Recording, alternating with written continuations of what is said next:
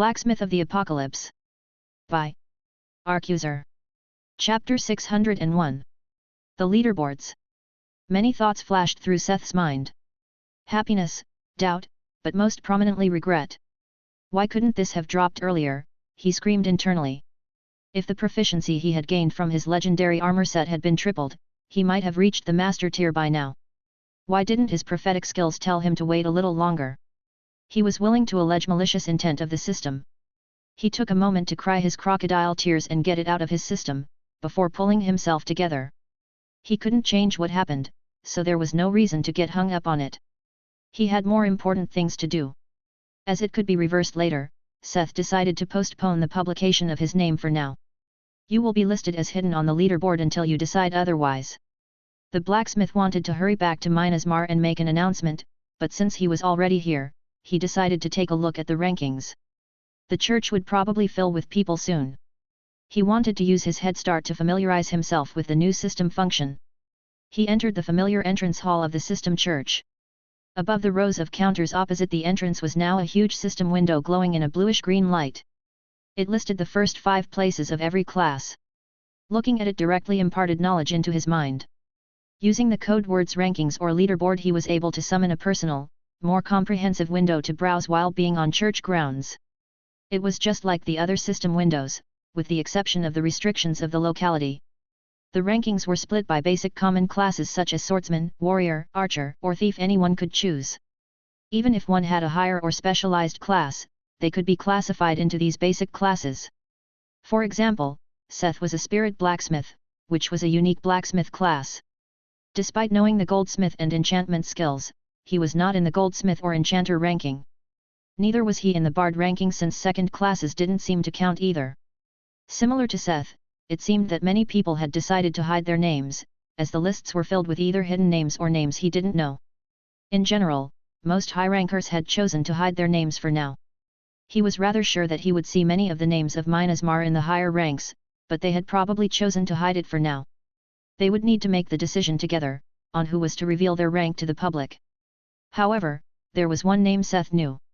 Ranked 4 on the leaderboard for tailors glowed the name of Nico Booz.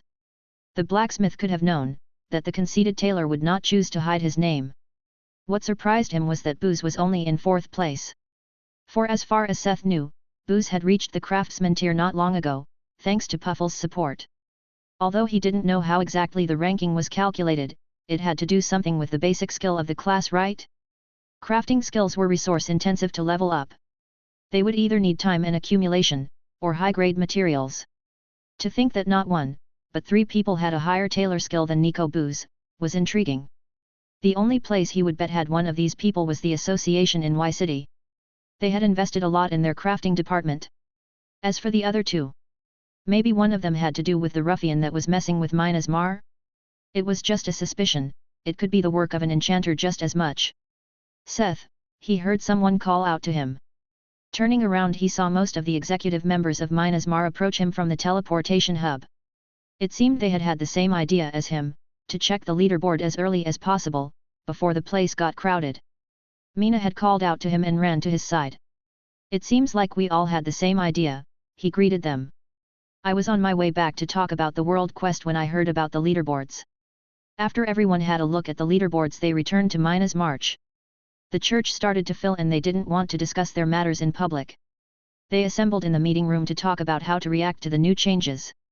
Their first decision was a tower-wide announcement using the tower system to encourage everyone to accept the world quest unless they had bigger qualms. They also discussed what to do if there were people that were chosen by God among the members of Minas March. Seth had no doubts about his companions, however, he was not as close with the members of the Oath Guard, or the administrative teams Mary and Jane had built up. It was clear that they would support these members, but not unconditionally. Since Seth had learned the power of soul contracts, they decided that all members that gained a divine class had the choice to stay with Minas Mar as is, gain support in exchange for an individual contract, or leave Minas Mar if no agreement could be found.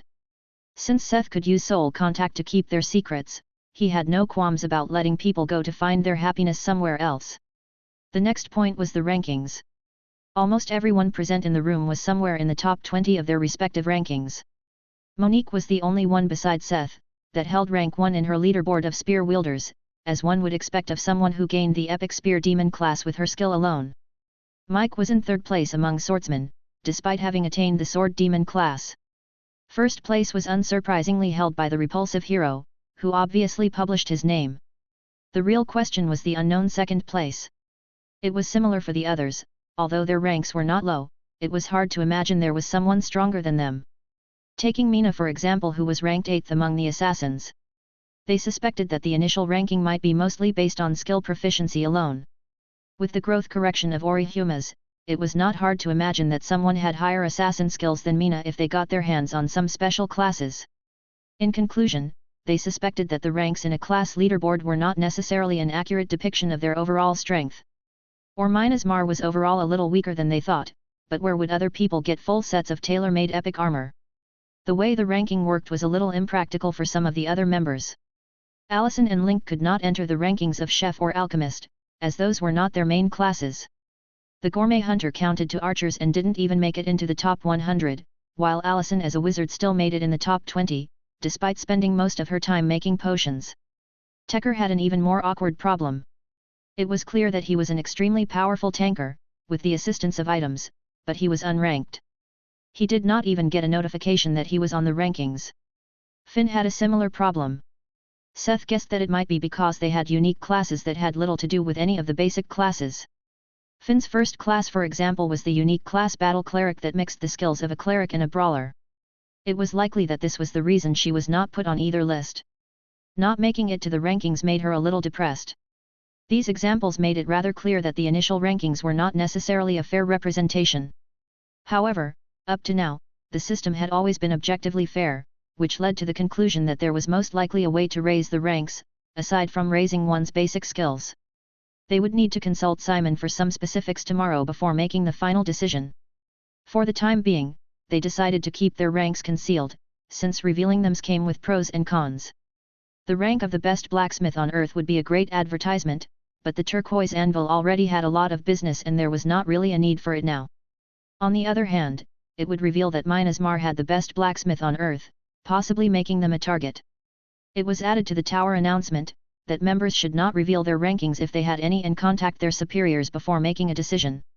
It was already late at night when they ended their meeting and they decided to go to bed. Chapter 602. Wooden City. Seth didn't change his short-term plans, despite the sudden announcement of the Age of Gods. The next day, he dissuaded Mina from guard duty and took her along on his trip to the first tree station on the trade route. Tree station was what they had decided to call the rest areas protected by the hanging trees. The first one from Delta was the place where Karina had experimented on her idea and wanted to showcase her results to Seth. Tree Station 1 was also home to the Lover's Cave, the dungeon where he had met the horned couple. There were also some other, smaller dungeons in the vicinity, making it a good first place to found a town. Seth informed the Ivisor but didn't ask Puffles to come along. The nightmare centipede was out terrorizing in the mountains near Delta. Sometimes Seth wondered whether it was okay to simply let his affiliates roam the mountain range. Puffles, Ceres, and Python were always running around outside, sometimes accompanied by Tatzel. What kind of mischief, or destruction were those four up to, when left unobserved?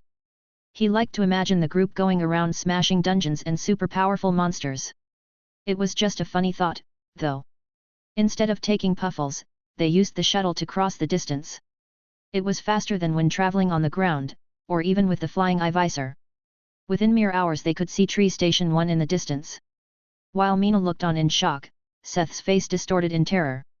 For a moment he felt an existential threat, as he was starkly reminded of the hanging tree in Alpha. The giant tree that had towered far above the modern skyline and covered the whole city under its crown. After a moment of true fear that covered him in a cold sweat, he could feel the connection with the tree as one of his creations and his heart gradually calmed down. However, his mind was still scrambled.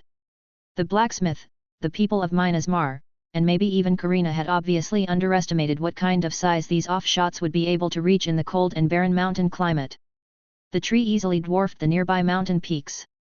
Its crown had literally taken mountains under its wings. Despite that, when his mind calmed down he realized that it was still a lot smaller than the one he had seen in Alpha. Growing from a valley between two peaks, Tree Station 1's trunk superseded the two mountains on each side, while the spread of its crown covered the two and some smaller peaks and valleys past them. Only after calming down a little, he could appreciate the sight completely. It was like a green mountain in the middle of a dead, snowy landscape. The area it overshadowed was easily big enough to harbor a city. As they got closer, they could finally see beyond the dense dome of foliage, seeing a forest, covering the space below the mother tree's crown. The pilot landed the shuttle just outside the green canopy. Seeing the rim of the tree's crown several stories above him, with the grappling vines hanging all the way to the ground, reminded him of some terrifying memories. This time, the curtain split for him and Mina, instead of trying to grab them, and choke them to death. The sight from the ground was completely different than from above. If it wasn't for the crown of leaves above them in the sky, Seth could have sworn to have stepped into a city. Before them lay a broad road made of a dense net of roots. On both sides were trees, hundreds of stories high with slightly square shapes, and window holes all the way to the top, where they spread into a crown that intertwined with the mother tree. Wooden skyscrapers, rooted in the ground and the heavens. Seth. Mina. You have come. I'm glad, the Dryad greeted the two with a warm smile. Like an acrobat, she stood on a vine that was lowering from above, before stepping down to the street. What do you think? She asked the couple that was still looking at the scenery in bafflement. Can we have a look inside? Seth asked, still a little overwhelmed. The trio entered the next best crown scraper, and Seth was seriously surprised at how accurately Karina copied the overall air of an apartment building. The Dryad approached a set of doors, like elevator doors, that opened as she approached. Let's take the elevator, she suggested. There are even working elevators. Seth exclaimed. Yes. However, they are moved by vines, not technology, she explained with a smile. As they entered, she also explained that she had gone to the length of replicating even the safety mechanisms of real elevators. Let me call Mary, so we can show her this, too.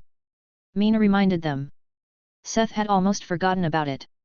They had specially brought a magic communication orb with a video chat function, to directly share the progress with Mary and some other personnel of the administrative departments. In preparation for this project, Mary had roped in people from the construction sector and public relations for the viewing. On one hand, it was to get safety concerns out of the way, on the other they wanted footage for advertisements. Seth? I thought you guys went to Station 1, why are you in an elevator? Mary's voice could be heard from the orb. What are you saying?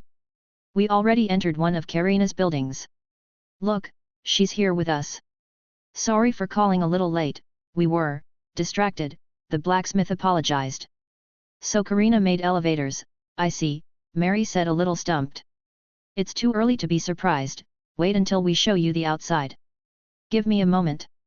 I will call the advisors, so we can clear out any questions from the start, the scribe asked before vanishing from the orb. The elevator stopped at one of the floors and they stepped out into a hallway, lined with doors.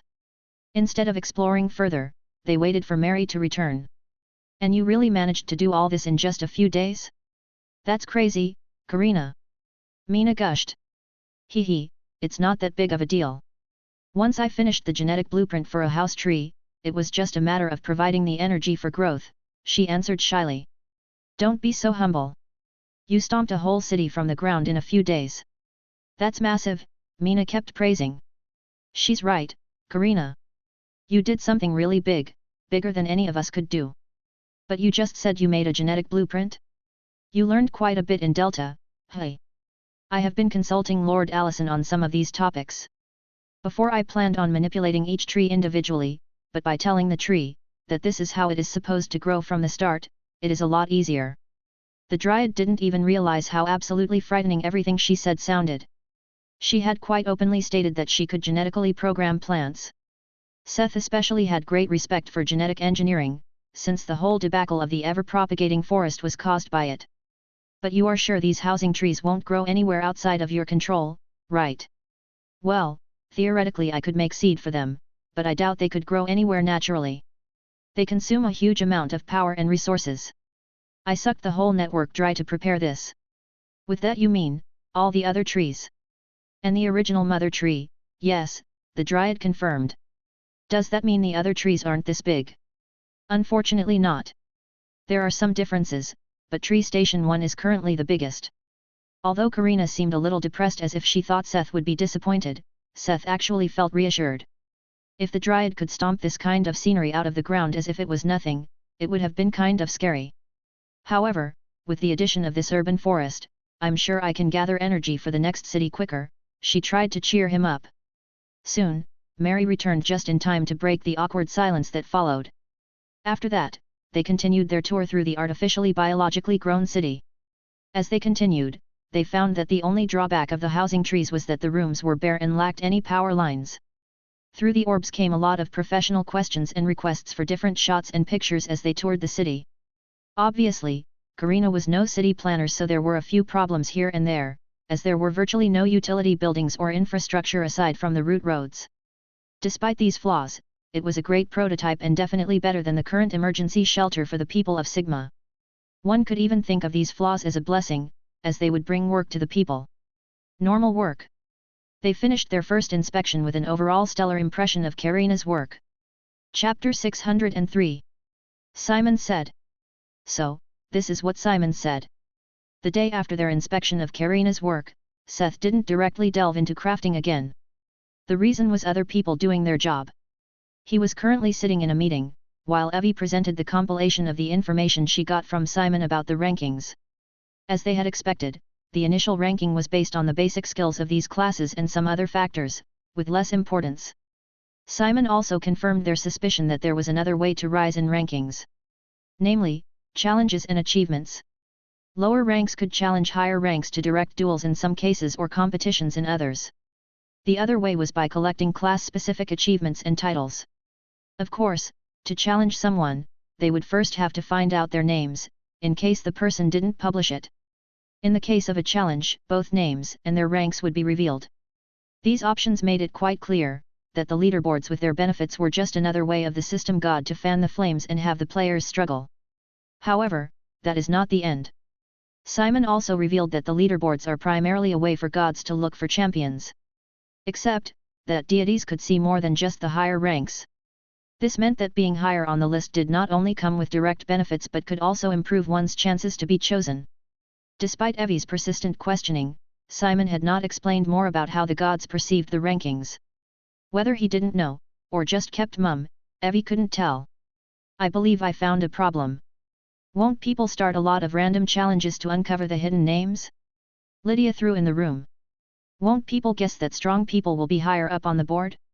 Even if we hide our names on the rankings, we can't hide our names and strength in public, now. It's a little late for that. Revealing their name made them a target. Not revealing it still meant they were a target. However. Yeah, but this only happens once challenges become public knowledge. Don't forget, that Evie specifically asked Simon. So unless someone directly inquires about it, there shouldn't be a problem, Link voiced out. We should also contact Al-Zalsar about this. We will need the government if we don't want random challenges, Mary asserted. Wait, why would we contact Al for that? What about Lena?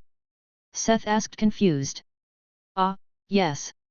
I will also contact the princess, Mary added quickly. But not quick enough. Mary, you didn't answer my question. Why are we contacting Al about this? The blacksmith insisted. Well, that is. It's your fault. You asked Al to push through with your weird defense system. When she faced opposition, she simply enchanted the opposition. She now has a lot more influence among Delta's leadership than us. Oh, so that's how it was. You could have just told me from the start.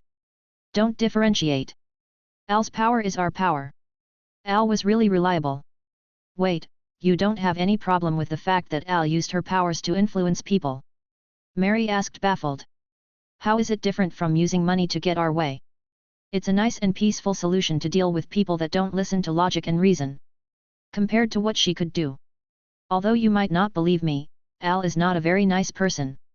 It's great that she only enchanted some of them. Nobody in the room knew Al as well as Seth. That the sorceress didn't opt to turn the whole government into a brainwashed puppet council out of convenience was a big plus. Though he didn't know whether she refrained from doing so because of her respect for Seth, or to stay under the radar of Krina. Lena and her cronies would probably notice when the whole leadership of Delta turned into mind-controlled puppets. Since the Krina Empire aimed for leisure reign over free-willed and happy people, they might have acted against them. Or at least give them a strict scolding. Okay. I don't want to know. Let's get to the next point. Are you ready for your speech on Friday? I talked with Vladimir and Captain Heasing and introduced them to the new promotional material. They agreed to support our cause the best they can. Mary transitioned to another topic. Seth had been busy and didn't have the time to meet with the vampire since his return. He also kind of avoided it since he didn't want to. The blacksmith didn't really like Vladimir. The vampire was indebted to him, but Seth didn't find his character very sympathetic. Especially, when he was hailed as a hero by the people of Sigma, which was in stark contrast to how Seth came to know him. It was a shame that Genevieve had vanished after their transport to Delta. Although there were reports that she arrived in Delta, she had not shown up ever since. Not even to bother Vladimir for revenge. The blacksmith wouldn't have minded if Genevieve joined Mina's march. Seth. Oh, yeah. I'm ready. I finished my armor so far. There are still some small things, but they have to wait until after. Afterward, the meeting quickly came to an end. After some small talk, the blacksmith returned to the workshop. Seth still had some more items he wanted to make or complete to perfect his loadout. For one, he had to work on his rings. He wanted to make a replacement for the wyvern ring, which had lost a lot of its use without the rest of the set. His lucky trinket and the feather of the beast still lacked a fitting soul. Slowly he would also have to think about what to do about his epic necklace, the Eye of Argus. Once he added a soul and an Olympian enchantment to them, he was sure these rings would rise to at least a relic rating.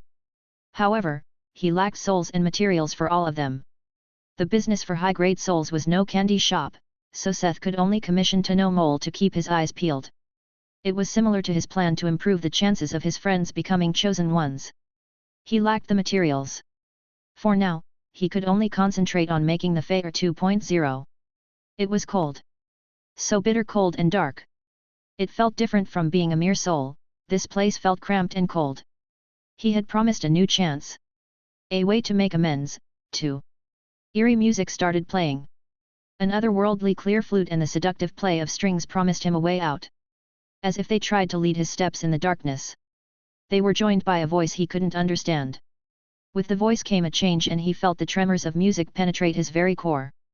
Ugh, why? Memories kept pouring in. Memories of a life that had ended long ago. Actions and decisions he came to despise when it was already much too late. His memories, his regrets he had kept clinging to were kept being played over and over. The times he had bent to other wills. The person he had become because he had tread on paths others had chosen for him. His father pushing him to enter the army. The first time he killed at his superior's command. Why was this music torturing him? What was it expecting? For decades these regrets had haunted him, but he was never forced to face them so clearly. Over and over, he was so tired. He became numb to the faults he put on others. It was not them who had bent him. He had bent to their will. In the end, it did not change what he became in the end. It was as if something broke. In the darkness before him something took shape. He had not seen anything for a time he couldn't count, but now something appeared before him. A young man, barely in his 20s. His leather armor and sword were stained in blood. A man drunk on his power. Someone who brought doom to the people he loved because of his own arrogance. The music kept pouring into his mind. Cold and clear became the strongest memory he had left. Feeling the life waning from his daughter's body in his arms. He could almost feel the small lifeless hand he had held for hours. He finally became aware of what the tune was expecting of him. The soul faced the image of his past self. I know I may end up failing, too. But all I want to do, is be more like me and be less like you. He opened his eyes, facing a man accompanied by a floating lyre and panpipes. His body was wet but the warm air of the room made him feel comfortable. Phew, this one took a moment. Are you awake yet? Here, take a towel and some clothes. Dry yourself and wait over there, the weird man told him and handed him a bundle of foreign clothes. As awkward as this man seemed to him, he instinctively knew that he was his benefactor. The man he made a contract with. The man who gave him a second chance. Thank you, he said with a deep bow, before following the orders. It's okay. Get dressed and sit down with the others, he said friendly and pointed to the room beyond the door where a few others were sitting, staring at their hands and touching their faces. Chapter 604. Rise of Sam Hatch.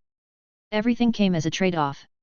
Although it was easier to mass-produce the frames with core technology using the Golem Forge. These poor unfortunate souls that he used them for needed more time to find themselves under the influence of his music. Even though they had an ego, it didn't mean that they had a very complex conscience. The older a soul was, the more it would lose itself. Even if it had an ego, it would be the bare minimum of whatever held the soul on the mortal plane. This made any kind of self-reflection or similar hard. Soul music was not exactly cheap, as it cost mana and mental energy at the same time, as well as the activation of all his other passive skills. The costs would also increase over time. This meant the longer he had to maintain the song, the more it took out of him. He managed to finish 9 before he needed to take a break.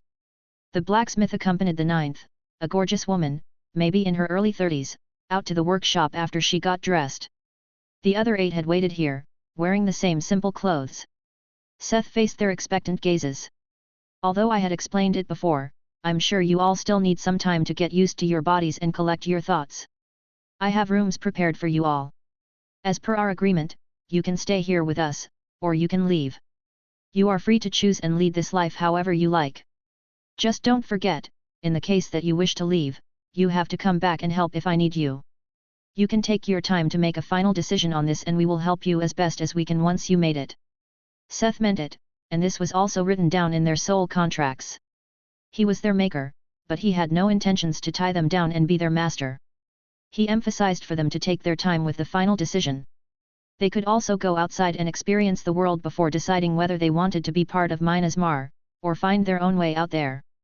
The only binding condition of the contracts was that they had to come back and help whenever Minas Mar was in danger and that they couldn't do anything that would directly or indirectly harm Seth or his people. Of course, an army of obedient golems would have been simpler and easier to make.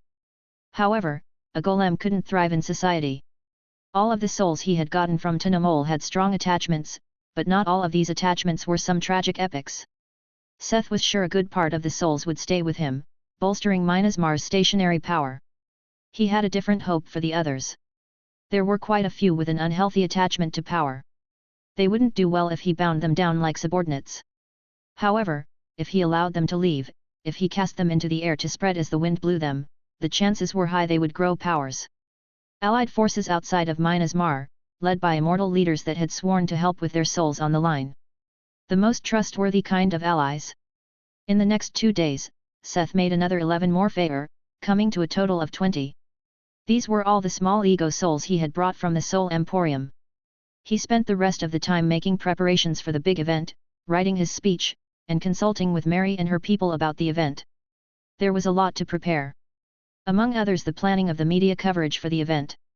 Begrudgingly, he also had to leave his workshop behind to meet Vladimir and Heasing the day before the big announcement. They had already been briefed over the last week and made a screening of candidates they wanted to recommend for the first expansion. These two and their people had also done their part in getting the people of Sigma interested in the reclamation of Earth. From his talk with the two, it became quite clear that the people of Sigma were not overly happy with their current situation. It was one thing to hear rumors, it was another to be told the specifics by the people in question. Seth was shocked when he heard about how bad it really was. Once the guard other than Minas Mar's people were virtually gone, things had turned for the worst. People kept disappearing, or falling victim to the drugs that were laced in their food and drinks. There were simply not enough people to protect this many low-level civilians from crime. There was barely enough space in Delta to house half of them under humane conditions. Their only saving grace was, that they didn't have to suffer from any sicknesses, thanks to their healers and the intervention of priests and the saintess of Samhatch. The latter one came as a surprise to Seth. It seemed that Yvette had also seen her chance to grow her fallen religion. The construction of the Church of Samhatch had just finished the planning phase, yet the saintess was already working hard to collect sheep among the people in need. It sounds like Yvette is doing well for herself. Yes, the saintess has already baptized 2,000 people, with 150 volunteering to join her church as priests, Heasing added, giving Seth an even bigger surprise. His shock waned when he heard why there were already so many, despite the people of Earth being atheists in general. Though the baptism of Samhatch couldn't get rid of the poison of the divine strength drug, it could weaken the effects for those that had been poisoned against their will. But compared to the size of the problem, Yvette's efforts were just a drop in the bucket. Even Seth felt impacted by the stories the two knew to tell. It was a lot worse than he had initially perceived. He felt that he had not treated the situation with the necessary seriousness. The whole plan of the expansion of the trade route was more out of spite than necessity or concern. The clammy feeling in his chest when he listened to them, was the same that had once made him return to Earth, instead of staying at Aura.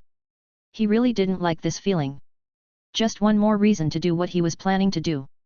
Enough of the dreary stuff. Let's talk about the future. You saw the city Karina built. Seth changed the subject to something happier, instead of dwelling on the bad things. Oh, I've seen it. I heard it won't take much to get the building ready for human habitation, Heasing marveled. The former policeman repeated what the experts with Mary had said. Of course, human habitation meant getting them ready for modern humans to live in. Installing running water and electricity. The advancements from Y-City would make it easier. Although Minasmar lost their best contact in Y-City and their negotiation had stagnated, it didn't mean there was no more exchange between the districts. Although it was not very important in the eyes of the public, since technology still worked in Delta, the various techno-arcane achievements would be a big help at the tree stations. Since it wouldn't be easy to make great changes to the cityscape and to create an infrastructure and utility buildings, they would substitute it with individual facilities installed in each building for now. They ended up having a long talk about the future possibilities of the new cities along the trade route before Seth could finally say his farewells and return to Mina's march. Chapter 605. Happenings in Gamma. Somewhere north of Gamma. Sitting in the dark cell, he was lamenting his own fate. Even with the world supposedly experiencing an apocalypse, he had been managing well.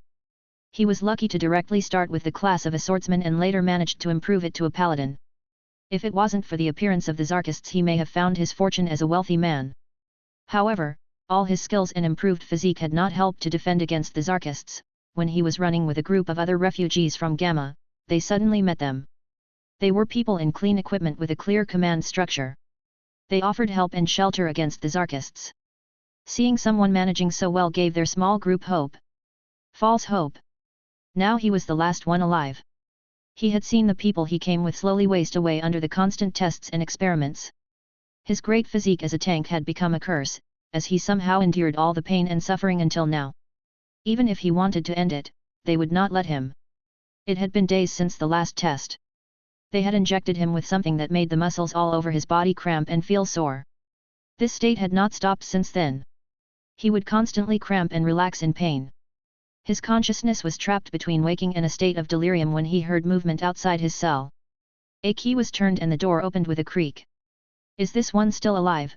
there was a hurried voice from the hallways. "Hey, are you still alive?" a slightly softer voice asked in the room. "HNGH," he pressed out. It took all his concentration to just press some air out of his lungs to make a noise. "He's alive," the soft voice told the person outside. "Give him a potion and see if it helps. If he is able to walk, we will take him along to the others." "Who are you people?" the man coughed as he stumbled after the two. "You could call us law enforcers." Megan sugar-coated their state as glorified slaves of Arjit Noor. Although Krina had made a deal to evacuate the survivors of Gamma, they obviously couldn't save everyone.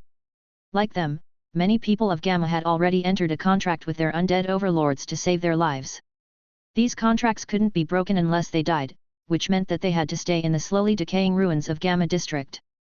Their group in particular were expendable enforcers, or the people that had to clean up stuff that weak undead were too stupid to deal with and intelligent undead were too high in rank to care about. During the expansion of their undead domain that sucked all life force from the environment, they had come across a persistent sign of life in this area. Their team had observed the region for weeks before they found this secret base. One really couldn't underestimate Earth. The depths they as normal citizens had been unaware of could be quite horrifying. She had heard through the grapevine that some of the apocalyptic events across the continent were rumored to be caused by illegal research facilities malfunctioning. One night, she had heard their superior, a dark elf, mumble about the horrors they had faced when trying to find a safe entry to Earth. Many of which sounded like science fiction horror plots to Megan. They had been prepared for a raid when their scouts registered a change in the base. All signs of activity had suddenly stopped. This was why they had set off in a hurry. "Hurry, Megan. We have to keep up with the schedule," Hugo urged from the front. "Sorry, he can't walk much faster." The man called Hugo looked at the only survivor they had found.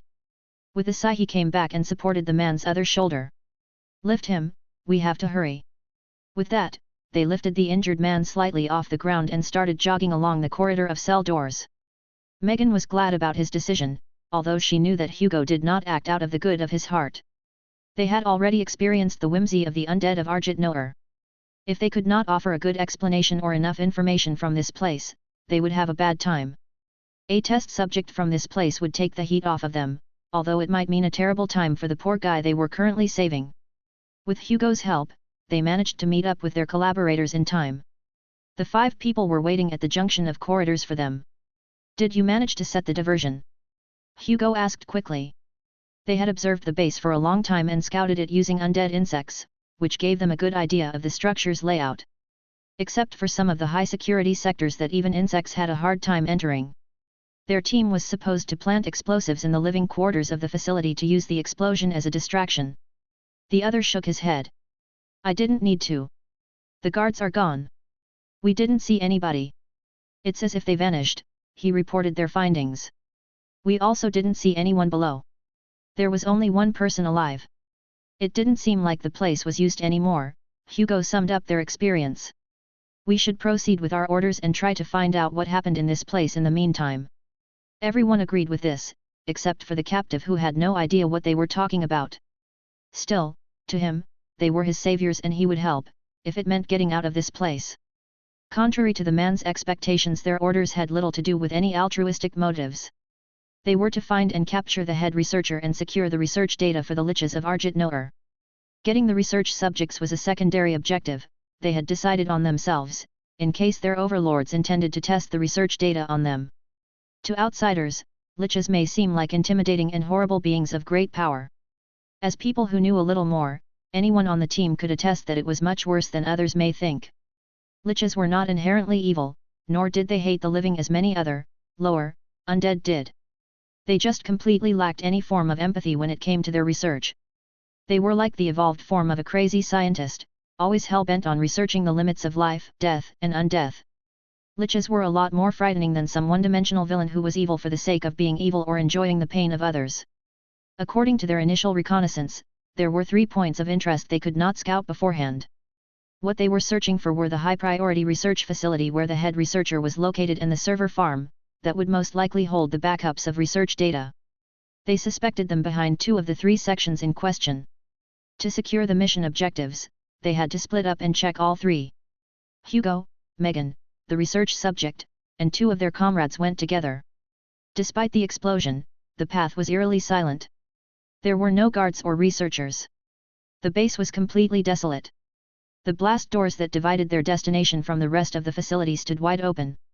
The hallways behind were lined with laboratories that looked completely ransacked. This was most likely the research facility they were looking for, but someone had been here before them. Inside the laboratories, the floors were covered in blood. Someone had made sure to get rid of the researchers in this place. Carefully, they walked down the corridor. Although the blood had already dried and there was a distinct stench in the air, they were ready to react in case the attackers were still there. Kook, and here I thought I faked my death successfully. Did you come back to make sure I was dead? Or did you forget something? A manic voice suddenly asked. No, no. I don't think you forgot anything, you thoroughly ransacked my research. The voice turned melancholic. You force people, you use people and then you discard them. Fucking bastards. When they turned to the room, they found a researcher choking on their own tears. Broken glasses had stabbed into their own eye, and there was a huge stab wound close to the heart. Who are you? Why is this place so empty? Hugo asked seriously. Who am I? With the one good eye the researcher looked at them. PFT, I see, you guys are from Arjit Noor. I recognize the stench of undead on you. I'm Dr. Cromwell, the lead researcher of this facility. Good, then today is your lucky day. You will come with us, Hugo said and crouched down to feed a health potion to the doctor. Hugo, get. Megan saw a glint in the broken glasses and felt a special aura in the air, but it was already too late.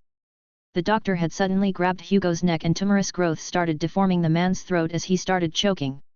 Shit! He's a chosen! Megan exclaimed and they all retreat several steps to get out of the researcher's range. For better or worse, as followers of Arjit Noor, they were trained to detect divine energy, as the power of most gods was the nemesis of the undead. Without so much as a twitch, the doctor ripped the broken pieces of glass from their eye and drank the rest of the potion. I'm really sorry, but I can't let myself be captured by those undead nutcases. I have some business in Y City to take care of, he ended with a vengeful glint in his eyes. You have the choice. Let me leave and live, or fight me and die, he offered coldly. Megan stared at Hugo on the ground. Just a touch from the man could end deadly. While the three underlings from Gamma looked serious, the test subject seemed torn between jumping the man who was responsible for his suffering and fear for his life. As the highest-ranking member left, Megan finally made the decision to let him leave and step aside, as an ear-shattering siren sounded and red alarm lights flooded the laboratories. What is going on? The people from Arjit Noor exclaimed, while Dr. Cromwell cursed. You! Are there more of you? Shit, someone triggered the self-destruction protocol. Not even those bastards were dumb enough to do so. He ran outside and the others followed, only to find the blast doors shut tightly. There was no way out. Cromwell wiped his face in stress. I barely managed to survive and you numbskulls proceed to blow us all up. He lamented. I can't use home call, one of the people from Arjit Noor exclaimed in surprise. Obviously, the self-destruction comes with a hermetic sealing of all exits and a space lock. Why do you think those bastards didn't trigger it? Cromwell scoffed exasperated. Is there no other way out? Megan asked the doctor. Now that they were all locked in, they sat in the same boat. Cromwell thought for a moment at her question. He suddenly opened his eyes, but he didn't seem to like his own idea he came up with. There might be a way to survive. We can escape, one of the underlings asked joyfully. No, I said survive. Not escape. Follow me. He led them back to his ransacked office where he proceeded to pull a cupboard away from the wall, revealing a safe. Opening the safe, he brought out a small stand with test tubes. What is this? Megan asked hesitatingly. Do you even know what we worked on here?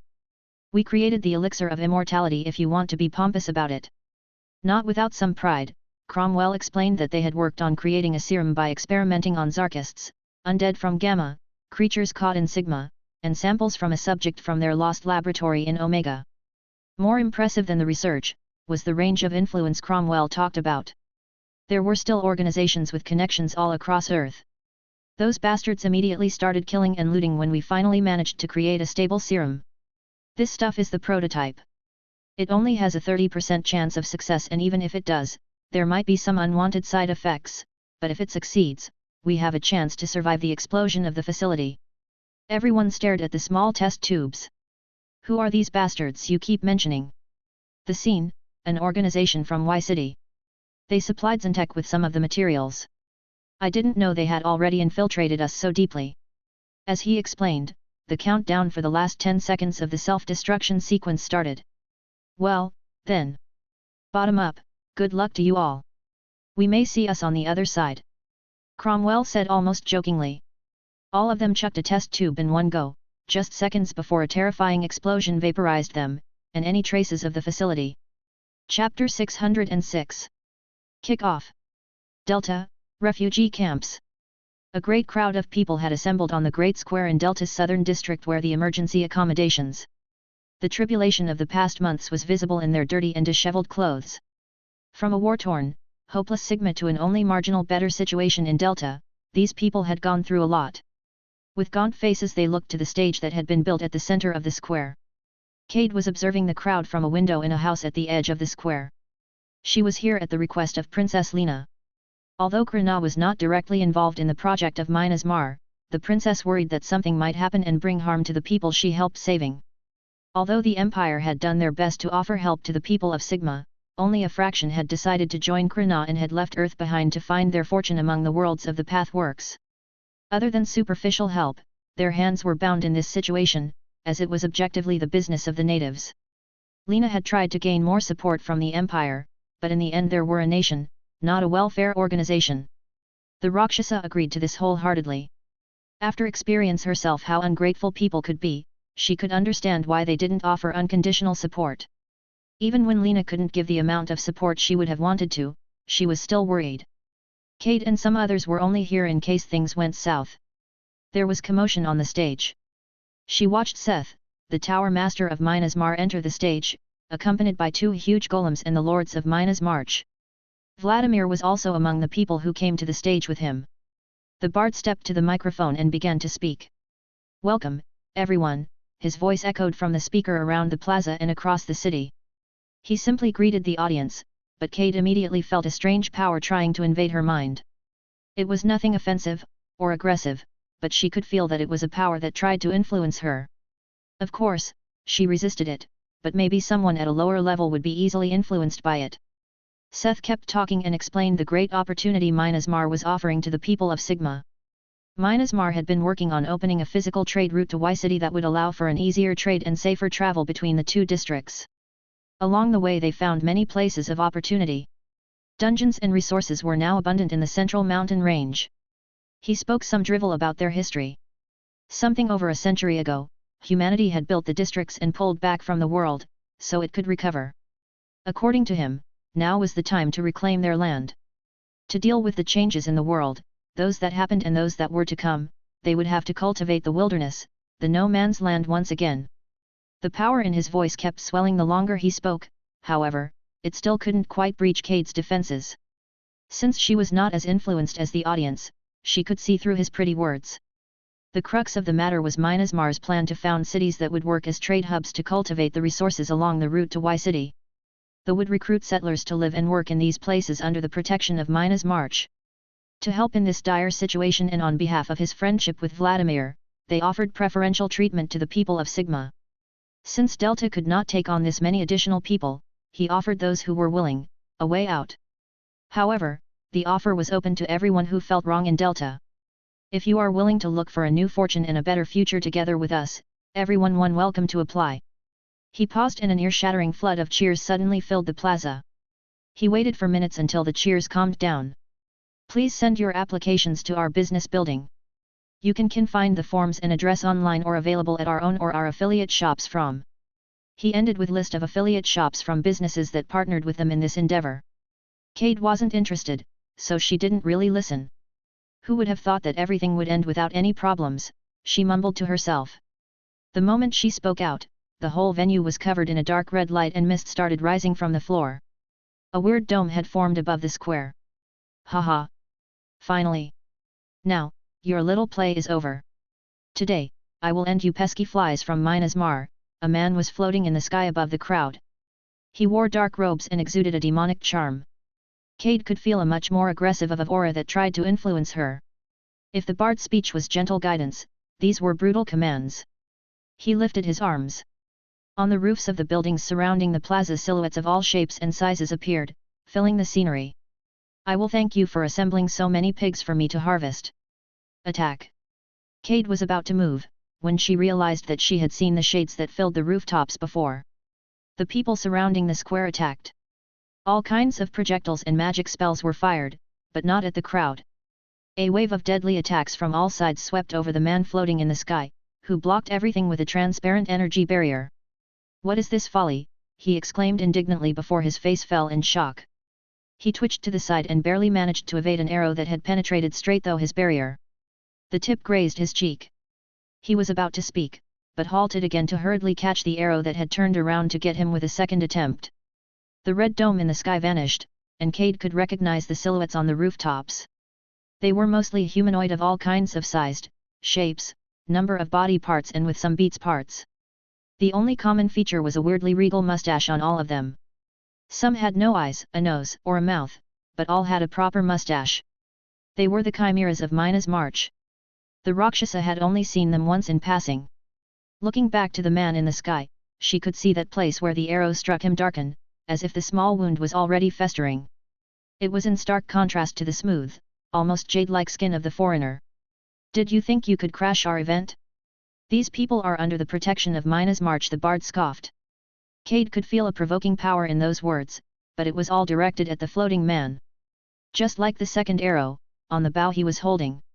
It was obvious that Minas Mar was prepared, so Kate decided not to make a move for now. What happened to my men? He asked in shock. This time, he caught the arrow.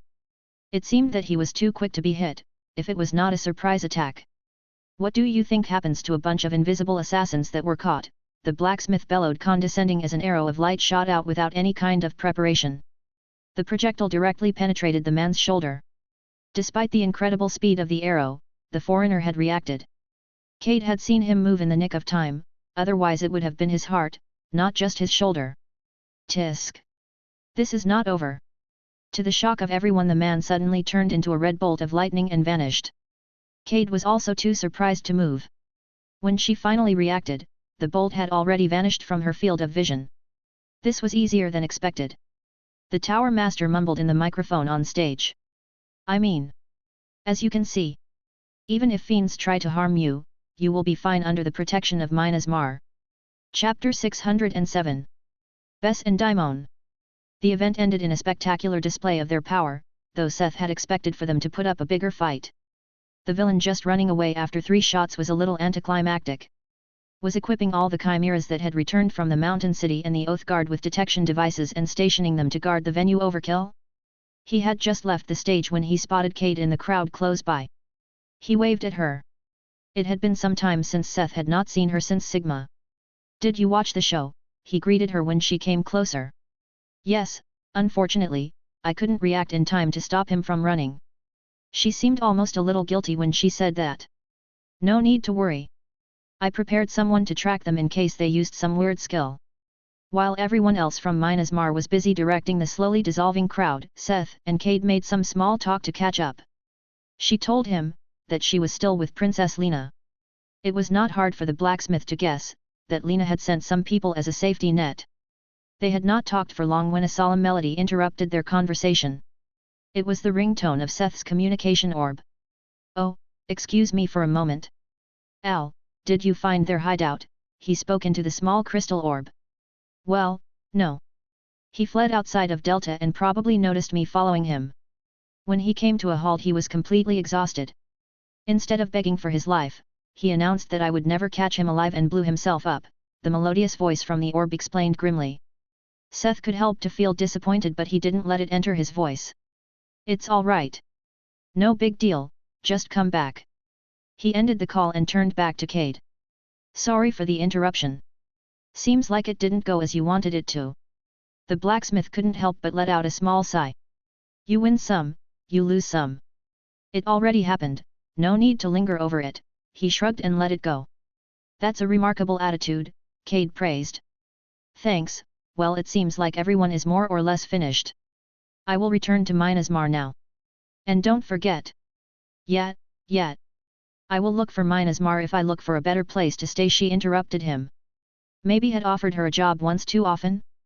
After they separated, Seth and most of the others who had no more tasks in Delta returned to Minas March. Tower Master, a young man called upon him just after their return. Yes? Arim, Carl, he tried to remember the man's name. He was one of the assistants that Mary had recruited for administrative matters. Yes, he smiled when Seth got his name right. We are done with the paperwork you requested for the 20 people. We registered them as citizens of Delta and prepared IDs and passports for them. Great. We will make a meeting to explain everything to them and hand those out. The new Faer had acclimatized to their new environment in Minas Mar over the past 2 days. Since Seth had offered them freedom, he had also asked Mary to prepare the necessary paperwork for them to live in Earth. Seth always had a hard time imagining how those criminal organizations and big corporations in movies were able to pull it off. He still didn't quite understand the process, but it seemed that a lot of money used in the right places could really go a long way. It came also in handy that Earth had not yet adopted Krynos technology to check people's status automatically. Mixing people with the race of artificial humans and ages ranging in the centuries among the people of Delta could get a lot harder at that point. After the short interruption, Seth and the others went to the canteen, where the chimeras and most of the others were waiting for them. In celebration of the official start of their expansion and the return of the chimeras earlier this week, they held a big party. Aside from the chimeras, Tijat and the Oath Guard, there were also the first and second generations of the Faer taking part. The first generation had returned with the chimeras, meeting their new juniors for the first time. After the party, about half, 11 to be specific, of the first batch of new Faer decided to stay with Minas March. The others wanted to look for their fortune on their own before making a final decision. Most of those that wanted to stay had been soldiers in their previous life and found a liking in the structure of the Oath Guard. 2 of them wanted to work as crafters while one wished to continue her previous work as a scribe in the administrative sector. This way Seth as the head of the crafting people gained 2 new subordinates. One was a bowyer, a specialization of a carpenter, the other was a shoemaker, the specialization of a tailor who worked with leather and mostly made shoes. While bowyer was slightly more special. Both were rather common crafting classes in the medieval-style world. According to their own statements, they had quite similar stories. The shoemaker, Daimon, had been conscripted by the army and died on the battlefield with the regret of never being able to see his family again. When Seth asked why he decided to follow him, the shoemaker quite frankly answered that he knew that he couldn't go on like this.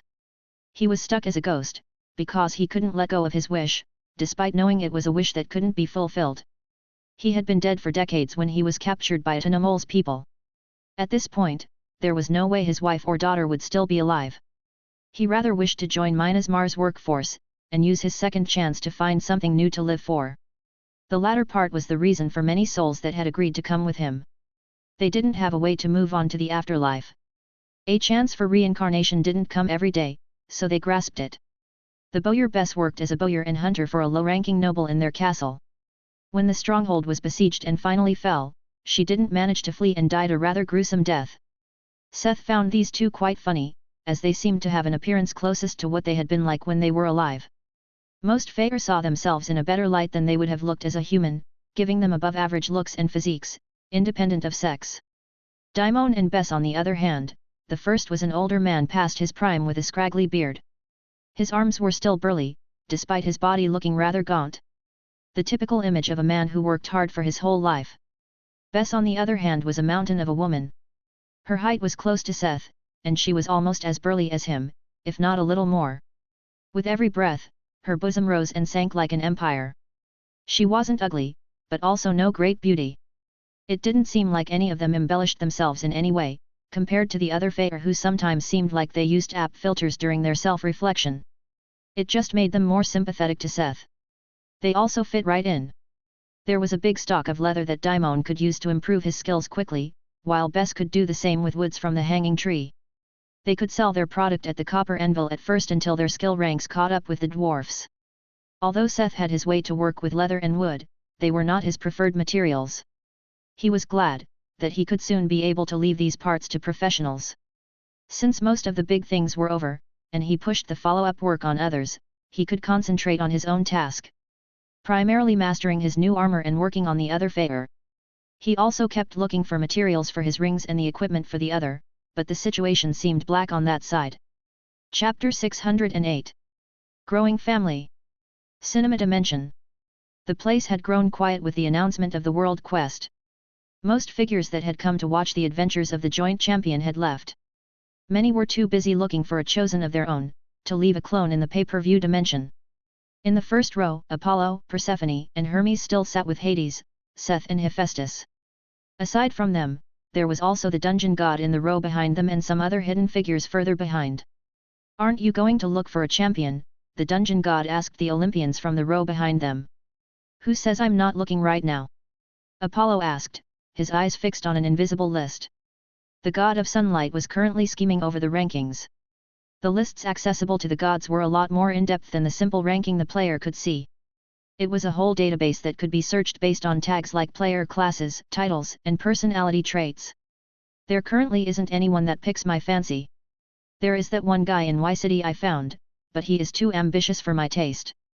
He lacks respect for the craft, despite his talent," Hephaestus lamented. "I have one or two candidates, but I'm just observing for now," Hades said vaguely. Persephone only smiled, while Hermes seemed to be in thought. Seth was the only one with a dark face. The question reminded him of the fact that he had lost his special right to choose a second champion besides Seth.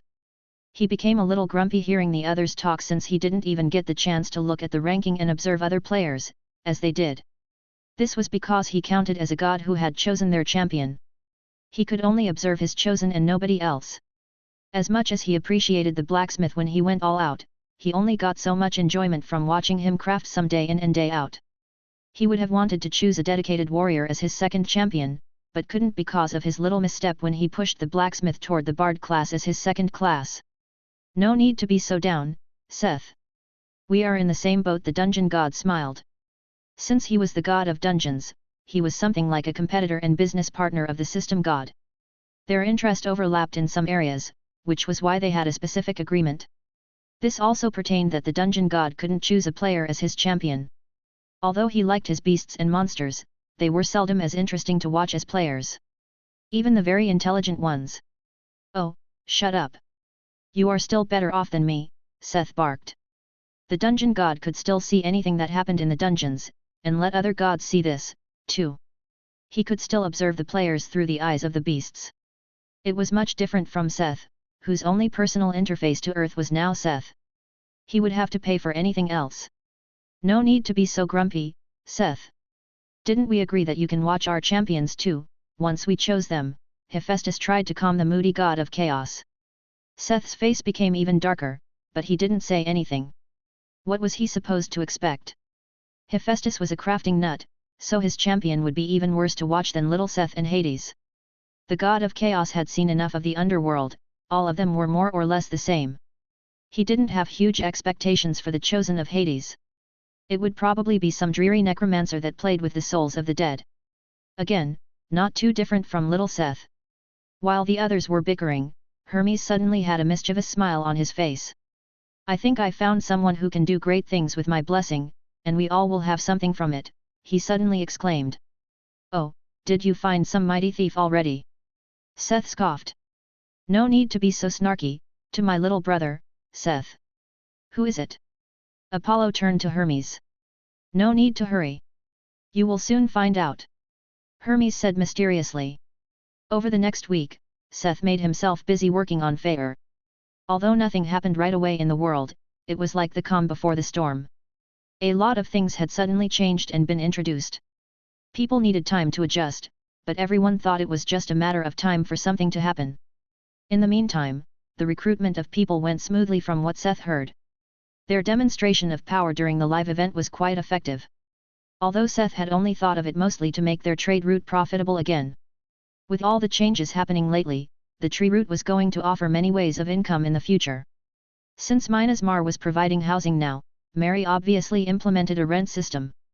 A whole city paying rent to them, on top of their tax revenue from their right on the trade route.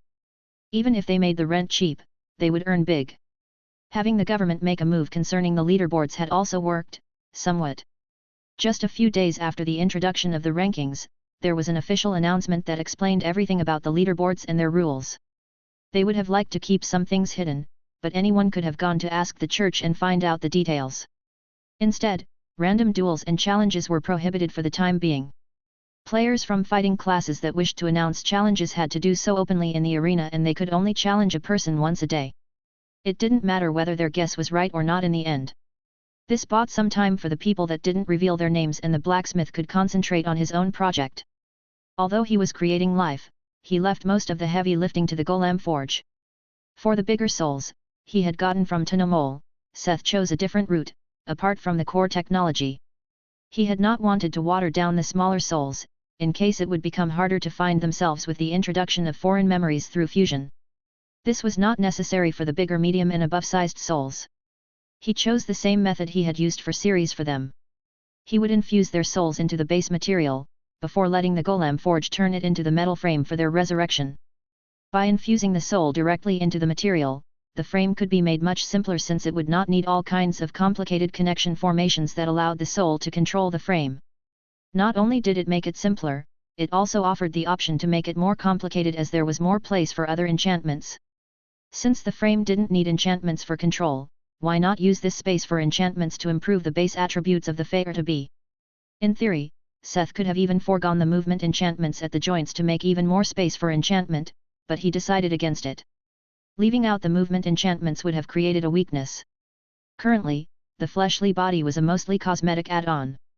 The Feyre could gain additional power through the system for their movement and have a better life with it, but they were not dependent on the flesh like humans were. Were he to leave out the movement enchantments, the Feyre would become susceptible to all kinds of effects like poisons that could stun them, by harming or paralyzing the body. His technological advancement, his decisions, and the improvement of his skills only allowed these new Feyre to start off even more powerful than the original Feyre. This was in part only possible because Seth came to trust the magical precision of the golem forge. Even though his skills had grown magnificently, even a master was prone to mistakes. But once the soul was infused into the material, there was no easy way of going back. If he messed up and lost some of it, it would hurt the soul itself. It would also take much longer to do everything himself. The only drawback of this method was that the only crafting skills that gained proficiency from doing this were soul infusion and to a smaller extent soul forging. Just working the material and leaving the enchantments to the forge was not enough to really gain experience with blacksmith or enchantment. Even the rank 1 bonus could not make any kind of change to the proficiency bar visible. He would have liked to use the bonus of being ranked 1 to quickly improve his crafting skills, but he judged this was more important for now. The only consolation was that it went a lot quicker than he expected. This was thanks to his optimized workflow. Instead of finishing the fair one by one, he spent the first 4 days only concentrating on infusing the souls into the materials and leaving the building of the frames to the golem forge. It was like assembly line work and much less of a headache than the legendary armor. It was almost like a break for the blacksmith as he enjoyed working at leisure like this. The only differentiation he had to worry about was between the frames made for magic-related classes and those made for physical classes. This was only a rough differentiation. One was made of Ithilden with enchantments that would improve intelligence, willpower, and mana regeneration. The other was made of Olympian silver with enchantments that improved the different physical attributes like endurance, strength, agility, dexterity, and slash or health regeneration. However, there were always some variations based on the talents of the soul. With 4 to 5 kilograms of metal per frame, he burned through more than a full metric ton of epic material in 4 days to make the frames. The next 3 days, he spent serenading the metal skeletons, suspended in his magic formation, one by one. At least this allowed him to gain some proficiency to a visible extent in singing and instrument mastery. While the former had quickly become Leve 5 of the journeyman rank, the latter was adept Leve 9, but slowly creeping up to the journeyman rank. On the 6th day, when he was on the last stretch, an unexpected skill also finally had a level up. Voice of Seth became level 7 and not much later his instrument mastery became journeyman Leve 1. Although he had done this literally several hundred times now, even when the lest Fair stepped out from the waters of Styx on the 7th day, and opened his eyes, he still felt wonder. Maybe because of the contract, or them being his creation, he felt a connection to each of them. It was different from the golems, and more similar to how his connection with Tatzel and Puffles felt, albeit weaker. Was it because they had egos? Would he feel this kind of connection with all his creations if they became sentient enough? Others may have been frightened or felt manipulated, however, Seth enjoyed this. It really felt like the family of Minas Mar was growing. Chapter 609. Chosen by the Dozen. Delta. It was a quiet evening in Delta. The leaderboards and World Quest were still the talk of the town, but everything had quietened down 2 weeks after the announcements. When nothing dramatically changed, things went on as usual. Although there had been many tragedies with the apocalypse, everything finally seemed to be on the rise again. A hint of normalcy had returned to the people under the protection of Delta and the Krina Empire. Even the tense situation with the refugees from Sigma seemed to have calmed with the project announced by Minas March. Just as much as the World Quest and the leaderboards, the imposing announcement of the reclamation of Earth was a topic everyone discussed. Of course, there were supporters and critics. Besides the obvious safety concerns, the critics would often bring up that their ancestors had a reason to build the districts and pull away from the world. They would often ask whether they had not learned anything from their past. In the past, humanity had ravaged the world in a race for quick gains at any cost. Even after everything they did to right their wrongs, the announcement at the start of the apocalypse made it clear that they had not managed to evade the climate change and other catastrophes. In their opinion, expanding again would only increase the risk for their people. The supporters on the other hand reminded of the obvious gains. The world had changed. They were now part of the Pathworks. There was magic and skills, even literal gods had descended to their planet. Earth was now in a constant state of change, and many terrifying dangers had already become obvious in the short time since the apocalypse was announced. It wasn't the time to think of the past when there were dramatic changes to come in the future. In their opinion, it would pose more danger to let the rest of the world swelter in unknown chaos, until some unknown calamity came over them. They needed to know what was going on, so they could prepare for the worst. On this calm day, several things happened at the same time. Close to the city center, where now many of the headquarters for the large and prominent guilds were situated, a huge storm broke out without any warning. A huge warping tornado, like a sphere of wind, expanded, destroying window facades, vehicles, and throwing around people, mounts, and pets alike.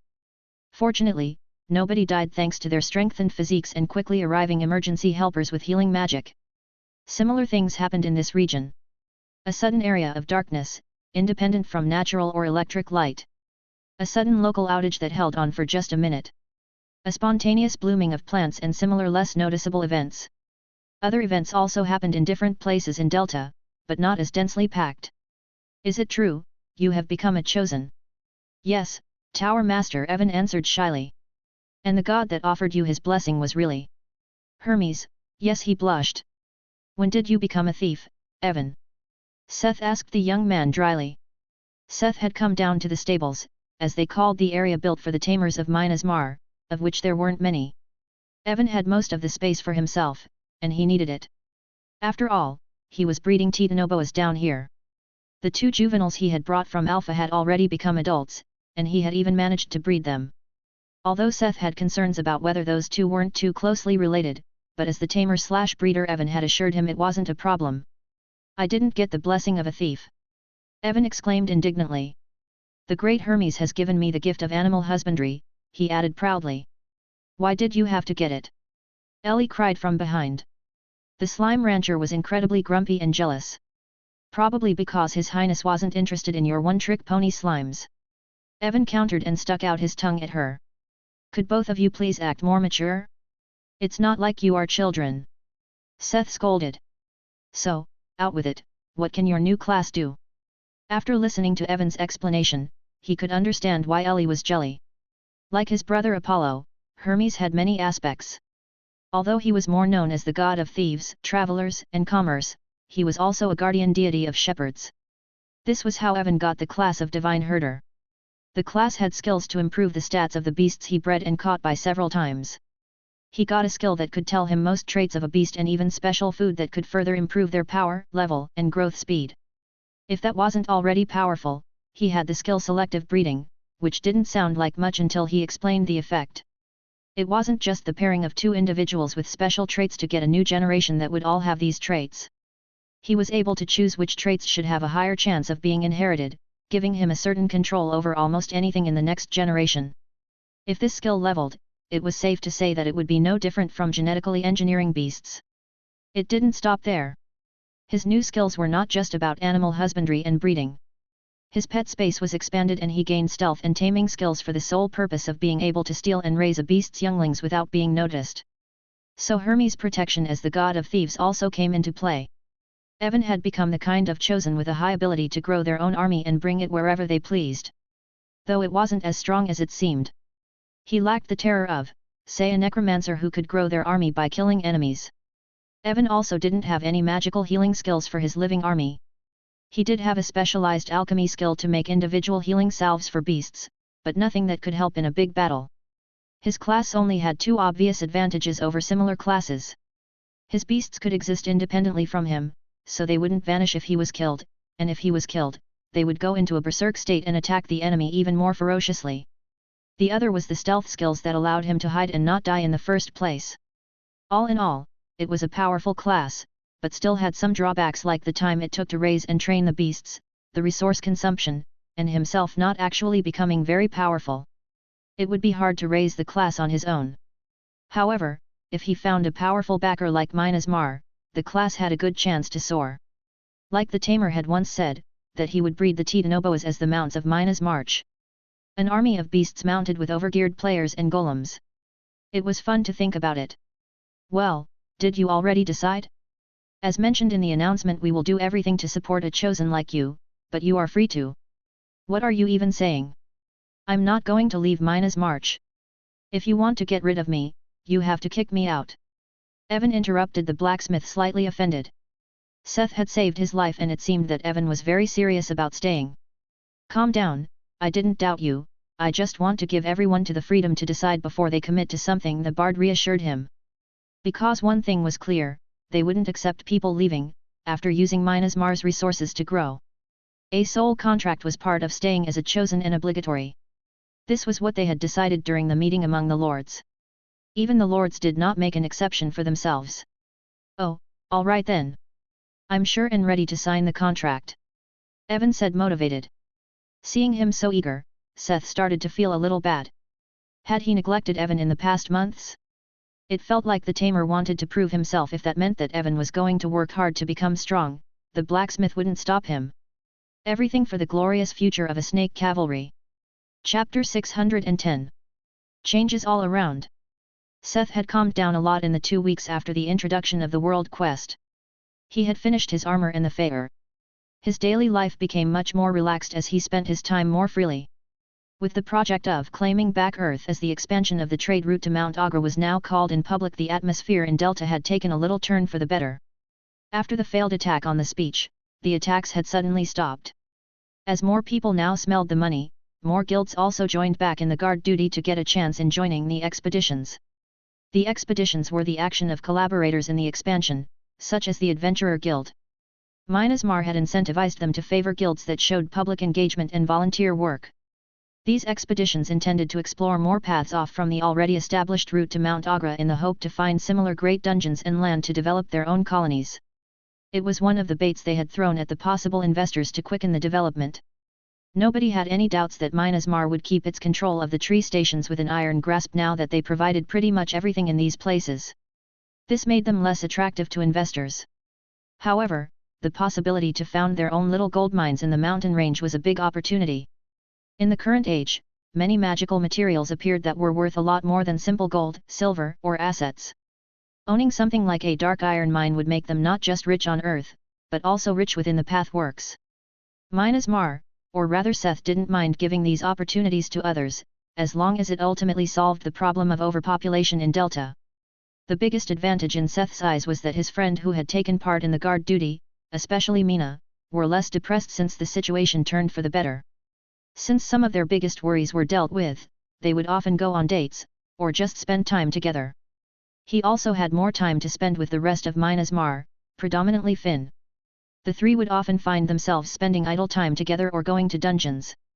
The blacksmith had more or less gotten used to the increased agility and had started to slowly work on his level.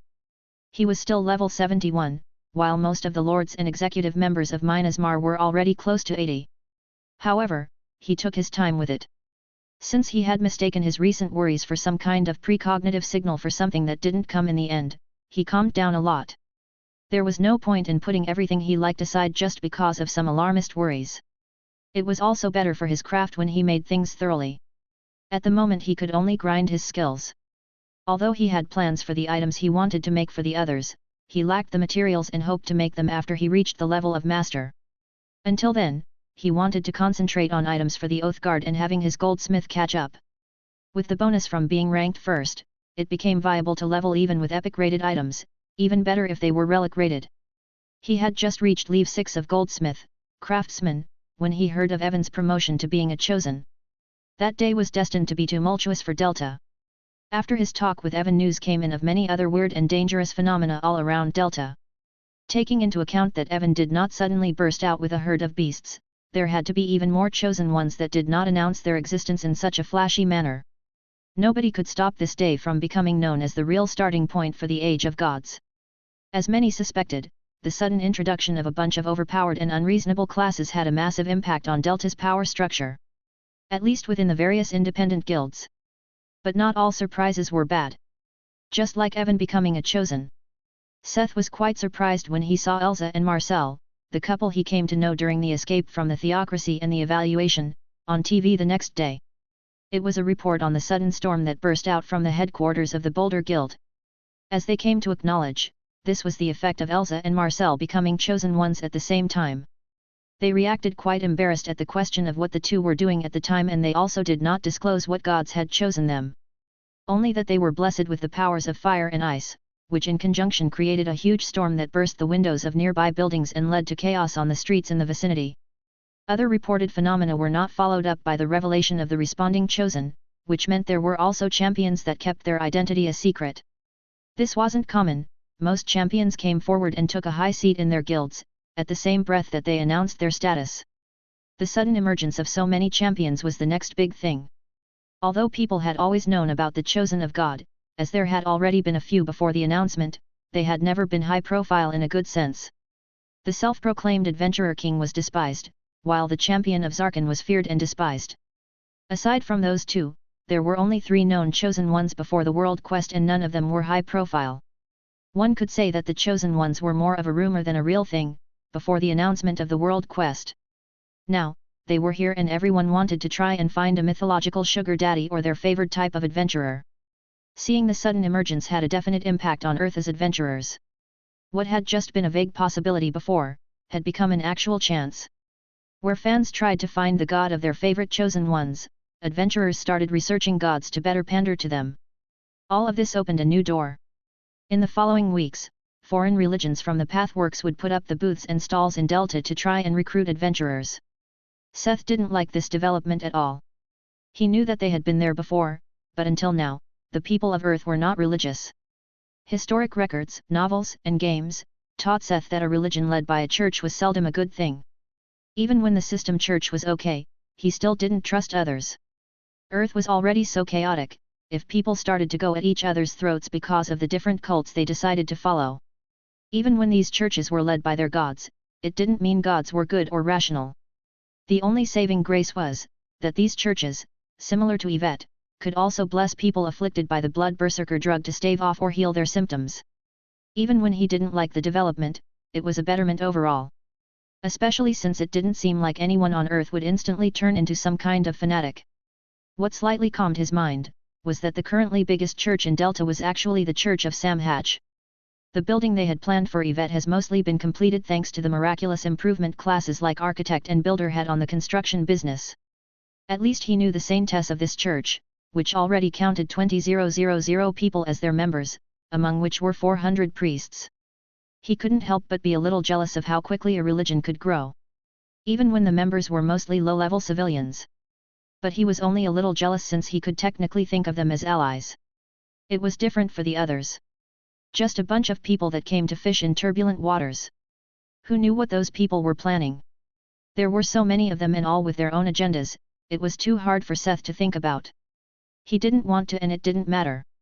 Since he didn't feel like dealing with them, he chose the much easier way. To grow Minas Mar into an absolute powerhouse. Their forces could not be overlooked at this point. In addition to the Oath Guard which now had grown to roughly 150 people, there were now the Chimeras that decided to return from Agra with just as many people, the original Faer, and the 200 battle-oriented new Faer that had decided to stay with Minas March. Aside from them, they had close allies like the Tijal led by Dohu and Drosi, and the Chimeras in Mount Agra. All this was not counting the golems in Seth's possession and along the tree route. All that was left was the right equipment. With his further developed skills, Seth planned to create improved relic-rated Oath armors for the Oath Guard. The Faer could then wear the hand-me-down from the Oath Guard. This way he could not just improve their power, but also his skills. He hoped to reach the master level while looking for the materials to make the items for the executive members and himself. Chapter 611. Offering his service. Although Seth had a lot of plans, he had decided to spend his time leisurely. This didn't mean he was lazing around. At least not all the time. Aside from his work in the workshop, he methodically raised his level while coordinating with the other members of Minas March. It wasn't hard to do both thanks to the scarcity of dungeons of appropriate levels anywhere close to Delta. Something Seth came to experience, now that he crossed level 70 and visited the dungeon along with Mina and the others, was the kind of chore dungeons became after a while. It was safe to calculate that a player with epic armor was roughly 10 to 20 levels stronger than their base level. Although that changed a little at the later levels, when the gap in power between levels grew, it was safe to say that an epic armor allowed one to fight humanoids around the same level with a great advantage. Even beasts that had much higher attributes than humanoids for their level were not really a threat to a party in epic equipment. At this point, the problem was not the danger of the beasts, but the rarity of the beasts themselves. There were no dungeons above level 80 in Delta. There may be some bosses in that level range, but even the few high-level dungeons did not have many mobs above level 75. The people of Minas Mar could kill beasts many levels higher than themselves to level up quickly, but that was only true if there were a bunch of beasts of much higher level. The higher the level, the fewer monsters and dungeons in that level range appeared. Seth realized how lucky he had been to come across colonies of high-level creatures like the Titanoboas in the wild. Asking Ceres and Puffles, who kept roaming the mountains nearby, even they only rarely came across a strong beast. Though Seth had his doubt, as their definitions of strong vastly differed. What this meant, was that the dungeons were hopelessly overbooked. People like him and the other members of Minas Mar had to run dungeons close to their own level several dozen times to gain a single level. Seth didn't mind, as it helped him get used to the new skills introduced by his items in combat. The problem with the need to book dungeons. There were a lot of people vying to go to the high-level dungeons. More than in the early days of Delta. Now one had to wait not just for dungeons to respawn, but also for a free spot in the schedule. They couldn't just run them over and over again. The downtime that came with having to share the dungeons with all of Delta forced them to take breaks, which the blacksmith used to work on his products. Similarly, the search for materials fit for the items he wished to make for the people of Minas Mar was as hard to come by as dungeons. Befitting his divine enchantments, Seth didn't wish to use below legendary materials to go with them. The problem was, legendary materials were something everyone wanted, but nobody could supply. Even if one had the money to pay for one, it didn't mean they could buy it. Seth knew that there was technically a possibility for legendary items to appear in the auction house, but he had never seen one, in all his time since he regularly checked it. Even when Seth made some concessions and settled for less, it was still not in stock. If he could get his hands on epic irons like the meteoric iron, or maybe some special epic silver, he could further refine them into special or legendary grade bones of Seth or Olympian silver like he did when he created the Giant's Rod. He had even published an announcement that Minas Mar would purchase such items above market value. His thoughts kept revolving around these problems when his mind was idle during the forging of the new oath items. It was not just the new accessories. Recently he had succeeded in developing the new oath armor.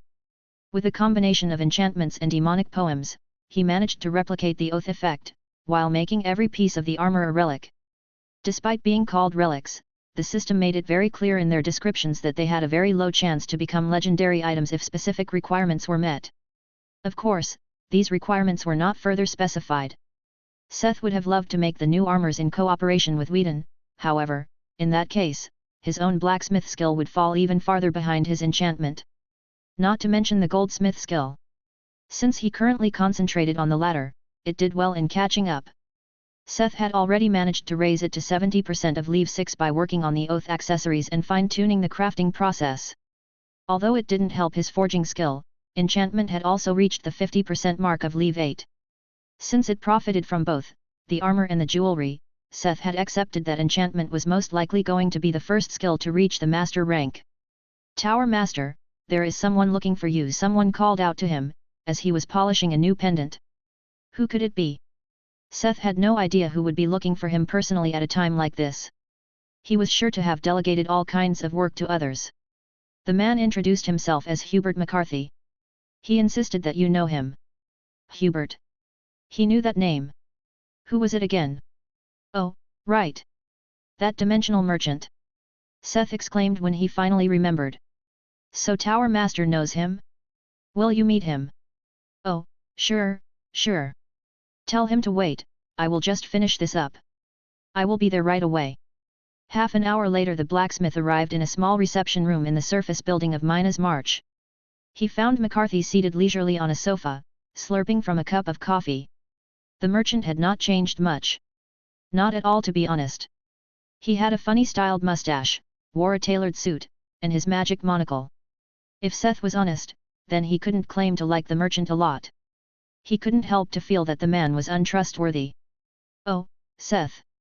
I mean, Tower Master. We finally meet again, he said jovially as he put down the cup and stood up to greet him. It has been quite some time. What is the cause for this pleasure? Seth greeted amicably. There was no reason to offend the man, just because he didn't find him to his liking on a personal level. After all, the man's skills were the real deal. If he had not forgotten about him, Seth might have approached him first. Ah, that's what I like. Let's get straight to business, he laughed. My sources suggested that you might be looking for something and I wanted to offer my services. Just as Seth had thought about it, the merchant had brought it up. It was quite obvious that the sources he spoke of were a fancy way to say that he saw his announcement. He also regularly visited the auction house to check for materials. It didn't take a genius to have the idea that he was searching for something. Legendary materials. Since the merchant was so open with him and got straight to the point, Seth thought he would do so, too. The two words wiped away the man's practiced smile like a slap to the face. McCarthy almost spat out his coffee. Legendary materials? Wait, doesn't that mean you can already work with legendary items? That's big news. That could change everything. I'm sure a professional merchant like yourself knows a thing or two about trade secrets. It would be best, for both of us, if you didn't go around announcing it to the world. The merchant wasn't stupid, he recognized a threat when it threatened his livelihood. He also understood that he had much more from this information if he monopolized it. So, can you acquire legendary materials for me? Seth pushed. The merchant started to sweat a little, but he stayed calm and professional. Maybe. It's all a question of the price and chance. There are a lot of mighty figures in the cosmos that offer things through dimensional trading. I am sure to have a better chance to offer legendary materials than the auction house, he guaranteed. Oh, really? Why are you so sure? Since you shared a secret, I will do so too. I was chosen by a god of trade, which one I won't say.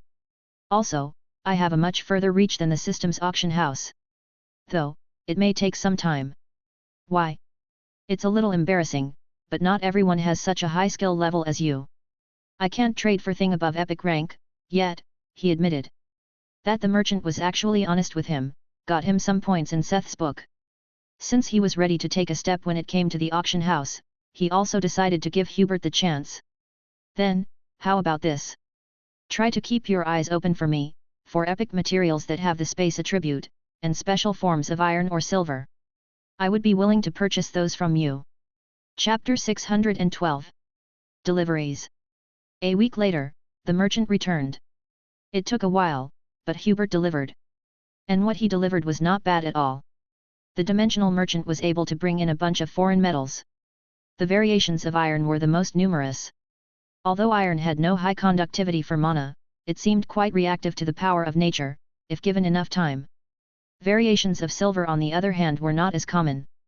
Despite Hubert offering many options of epic metals, not all of them fit Seth's criteria. There were many ways to refine metals to a higher rating through different means. These were out of the question as Seth needed ores that were epic by nature, so he could refine them to above epic. Whether it was the special rating, or the legendary rating was not as important for now. Of the different materials Hubert offered, only 3 fit his criteria. The first was called sea iron, which was an iron ore that had somehow absorbed the aura of the ocean. It was his first time seeing it, which gave him a new entry in his materials catalog. Sea iron, epic. Iron refined from an ore found in the depth of the ocean in places where dragon veins cross. Over millennia the ore has absorbed the cold and pressure of the sea, granting it a high affinity with water and cold. Although it was most likely possible to refine it into bones of Seth, the blacksmith wasn't sure about the outcome. Not only were there few members in Minas Mar that had water attributes, he feared it would clash with the attributes of the god himself. Although Seth, the god, was a god of chaos, he leaned more in the direction of earth, desert, and storms. There was a possibility of these properties clashing with each other. The other 2 were a little better in this regard. One was called Skur ore, which was like the crystallization of dark iron. Skur ore, rare. Iron ore rarely found among deposits of dark crystals. The ore has been drenched in darkness, by being adjacent to places where the power of darkness has collected for eons and formed crystal-like stalagmites. The material has a high affinity to all dark powers and can be refined to Skur iron in a furnace. Although it was just rare, it was iron ore and not the refined metal. The Skur iron mentioned was guaranteed to be of an epic rating. This was a great material to refine into bones of Seth.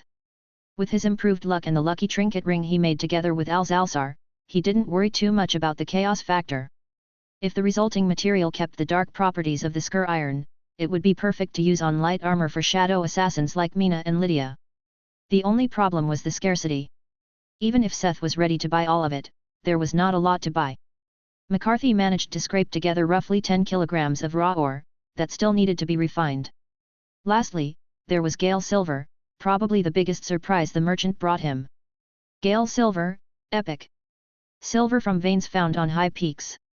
The metal was ground out of the rock and battered by strong storms that raged for centuries, slowly polishing and refining the silver. Materials had a high affinity to all wind elemental powers. This was the only promising candidate to make his first above epic Olympian silver. Although he didn't know how the wind affinity would react with the refinement through pure fire, but this seemed to have more chance of success than the sea iron had to become good bones of Seth. The silver also came in an unexpectedly high quantity, with 50 kilograms being ready for purchase. Despite only these 3 being fit for further refinement, he bought some of most of the metals McCarthy could offer him. He saw some use in these materials for the armors and weapons of the other members of Minas Mar, not just the lords.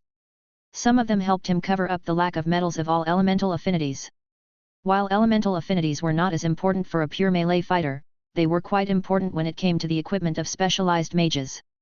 He could have also bought most of these at the auction house, but there was a distinct advantage to using the dimensional merchant. The auction house only accepted system gold, while the merchant could be bartered with. Seth could exchange weapons, armors, and materials he didn't need for the materials he wanted. The other reason was that it could help McCarthy increase the level of his dimensional trading. Obviously, he didn't help the man because he liked him. This was a pure business decision. Once McCarthy's skill improved, he was expected to be able to deliver legendary materials. This would make things a lot easier, if he could directly use legendary materials, instead of having to try and refine them. After this first deal with McCarthy, Seth gave him a permanent order to look out for these and similar epic materials. He also had another idea. His third dose of Allison's attribute potion was due, and thinking of her he had a sudden inspiration. He planned to introduce the merchant to Allison and Evie. If someone had an even more significant use for the merchant's set of skills than Seth, it was the pair of alchemist and witch that needed even more exotic materials for their craft than the blacksmith did. "Allison, you here?" "PSHT," he was scolded. The alchemist was currently holding a pair of beakers and seemed to be slowly pouring a liquid from one into the other. She wore thick goggles, like one sued for welding, and her unkempt hair stood off in unnatural directions. She was the spitting image of a muddle-headed cartoon scientist. The blacksmith patiently waited for almost half an hour until she finished whatever she was doing. Only after she put down everything and lifted the goggles, did he dare to approach. "Did you come for your potion?" She skipped the greeting. "How did you know?" Seth asked back, mildly surprised. "You don't really have any other reason to show your face here. What if I simply came to spend some time with our lonely star scientist?" "Don't need it. Come on, we both have too much better stuff to do than this small talk. Get your potion and leave."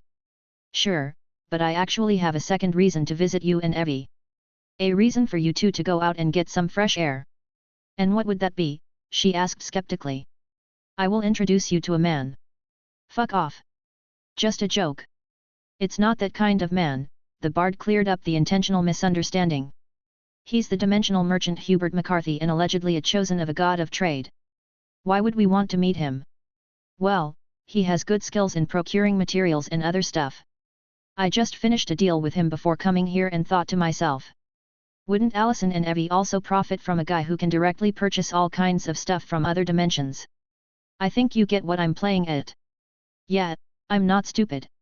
I will tell Evie when she comes back. Now get your potion and leave." Although Seth was still some distance off from leveling up to level 72, he didn't feel driven thanks to this potion and Link's food. Despite not leveling, his stats kept rising slowly. And with this potion, his agility finally rose to 204 points. Ding! Title: Snack Epperson gained. Your agility had risen above 200 points plus 2 UAP. With the reward of the title, he gained another 2 universal attribute points, making it 8.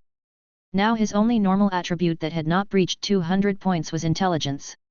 As it didn't seem like Allison was up for more small talk, Seth returned to his workshop and occupied himself with the new materials. While Seth concentrated on his own tasks and skills in general, Delta didn't stop moving either. He would get updates on the progress of the trade route from time to time. The preliminary selection for the first settlers was about to finish, while their various partners in this endeavor had sent out first teams to scout and set up outposts for possible settlements apart from the tree route. It seemed that after checking old maps, they had marked several old cities and mining locations as possible locations for new settlements. Refurbishing the old ruins to quicken the process was an idea Seth found quite ingenious. It seemed that not just he was progressing. Chapter 613. Special and Legendary. When Seth started working with the materials the merchant brought him, he found some more problems than he expected. The sea iron did not just become mediocre bones of Seth, it was outright rejected by the ritual. As for the Skur ore, he first had to refine the ore into iron, before he could use it in the ritual to imbue it with the powers of the god of chaos. This was where the problem started. Refining normal iron from ore was already not the easiest thing. Even with magic fire, he needed the right amounts of coal to reduce the ore into pure metal. It became marginally harder to refine magic ore. One needed to either know the recipe or grasp the fundamental science behind it. Even with the recipe and the appropriate reagents for the process, it was stressful to refine an epic material, when one lacked a divine recipe.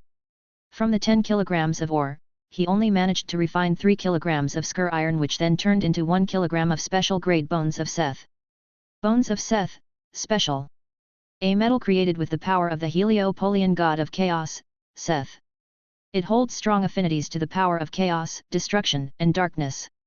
Seth slowly got an idea of what the special attribute meant when he started refining the Gale silver. The blacksmith was not sure what kind of effect it would have when he used the method of Hephaestus to refine silver with a high affinity to wind. The effects were almost overwhelming. As the method involved purifying the silver with strong fire energy, the metal almost exploded in his face, when the two energies met each other. Unlike before, when Seth didn't have to do much aside from controlling the flow of the energy, he now had to minutely control it as it mixed with the inherent wind energy in the silver. Despite the problems in the beginning, the process went a lot smoother than the scur iron, and he finally got the notification he had been waiting for. Ding! You have refined a legendary material. From the 50 kilograms Gale silver he refined 27 kilograms of legendary Olympian silver. There were actually two things he learned from this. 1. There was quite a bit of loss when refining legendary materials. The second thing he came up with was a theory pertaining to special and legendary materials. The difference between the bones of Seth and the Olympian silver was the intervention of a god. One could only be created with divine powers, while the other was the result of the work of a mortal. Seth didn't know why these two were differentiated, but he doubted that there was a difference in their resulting power. What got him thinking, was the fact that he had met other deities. There were more gods than legendary beasts and ores around. Maybe it was worth a thought to try and deepen his relationship with religions. If any deity or god could bless a material with their power, to the point that it rivaled the legendary rank, this might be the easier option to get his hands on fitting crafting materials. Seth. Do you want to come to watch Finn's fight? Finn suddenly came over to him, during his lunch break.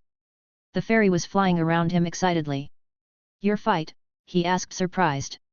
Someone had the gall to challenge the little brute? Hi, yes.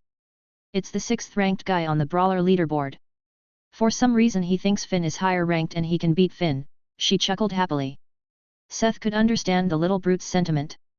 Finn had been peeved about the fact that she didn't get any announcement about her ranked, which in her mind meant she was ranked too low to get on the leaderboard. The blacksmith's guess had more to do with the fact that she had two unique classes that were probably hard to classify for the leaderboards. Although they had decided to keep the ranks they had a secret from the public, Finn couldn't help but feel like the system underestimated her. Even if she couldn't get on the leaderboard for whatever reason, if she could beat up the 6th ranked of the brawler category in public it would soothe her indignation. Brawlers were more or less unarmed melee fighters. Technically, it wasn't wrong to expect Finn to be part of this leaderboard. As she accepted the challenge, there would be an official, public duel in the arena of Delta, as per the rules announced by Delta's government. According to the system church, it was enough for one of the contestants to accept defeat, or be judged as defeated by the system. Contests did not have to be deadly, to change their leaderboard rankings. Despite Finn not gaining anything from such a fight, Seth didn't have the heart to tell her not to do it. She was very excited to prove her power to the world, even when the leaderboards didn't accept her. And she had most likely already accepted the duel, there was no pulling back in that case. Sure, if you really want to do this, I will come. When is the duel going to be? In an hour. Wait, what? And you only tell me now. Well, things developed quicker than Finn expected. She shrugged before finally landing on the table and stealing a piece of meat from his plate. He didn't have a chance to say anything when she already started munching on it with big cheeks, like a hamster. Fine, let's eat quickly and leave. After the meal, they went to the stadium, where they had once held the tournament for the members of the Oath Guard. It was now repurposed to become the PvP arena for official challenges. With the cooperation of the system church, it became the holy ground for ranking matches. However, only the martial matches were open for the public to see. In part, this was also because the few craftsmen in Delta had spoken against showing their skills publicly. As challenges among the crafting classes were a contest of pure skill, it came close to revealing trade secrets at this point in time, if their duels were held publicly. Seth and the other people from Minasmar who had tagged along, such as Mina, Monique, Mike, Lydia, and Co. About half of the lords were present to watch Finn beat somebody up. At the referee's signal, the contestants came into the arena and were introduced. On the challengers' side, we have Bartoli, the Fist King of the Radon Guild, ranked 6th among the brawlers.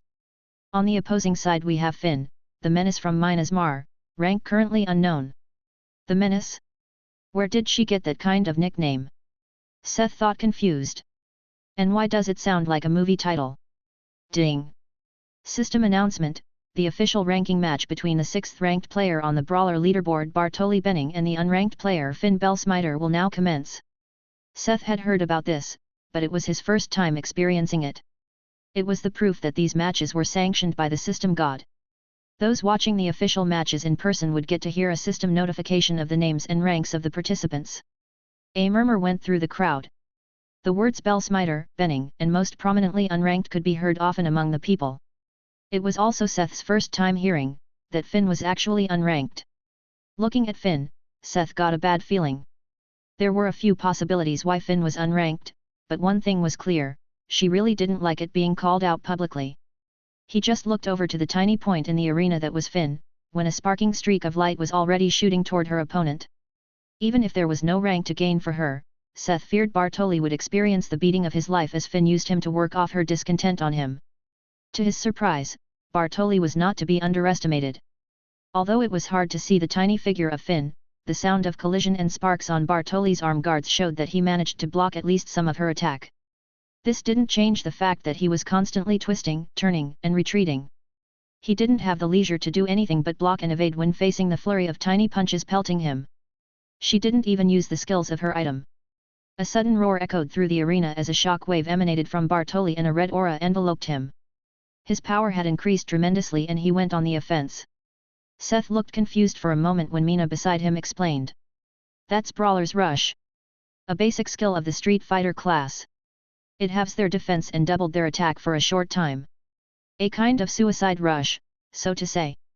However, instead of giving him the edge and reversing the situation, Bartoli suddenly faced the blinding glare of royal dignity, as a shining crown appeared on the tiny Finn. The rushing Bartoli had his breath instantly taken away, by a punch that literally caved his face in. His nose was broken. His front teeth stayed where they were, while the rest of his body was violently catapulted to the other side of the arena. This was Finn's corresponding self-buff from her melee queen class. Seth had seen it once or twice during recent dungeon dives. She had learned it when her unarmed fighting reached the master level not too long ago. Her trump card ended the fight in a single hit. Ding! Participant Benning can no longer continue the fight. Winner, Finn Belsmiter. Ding!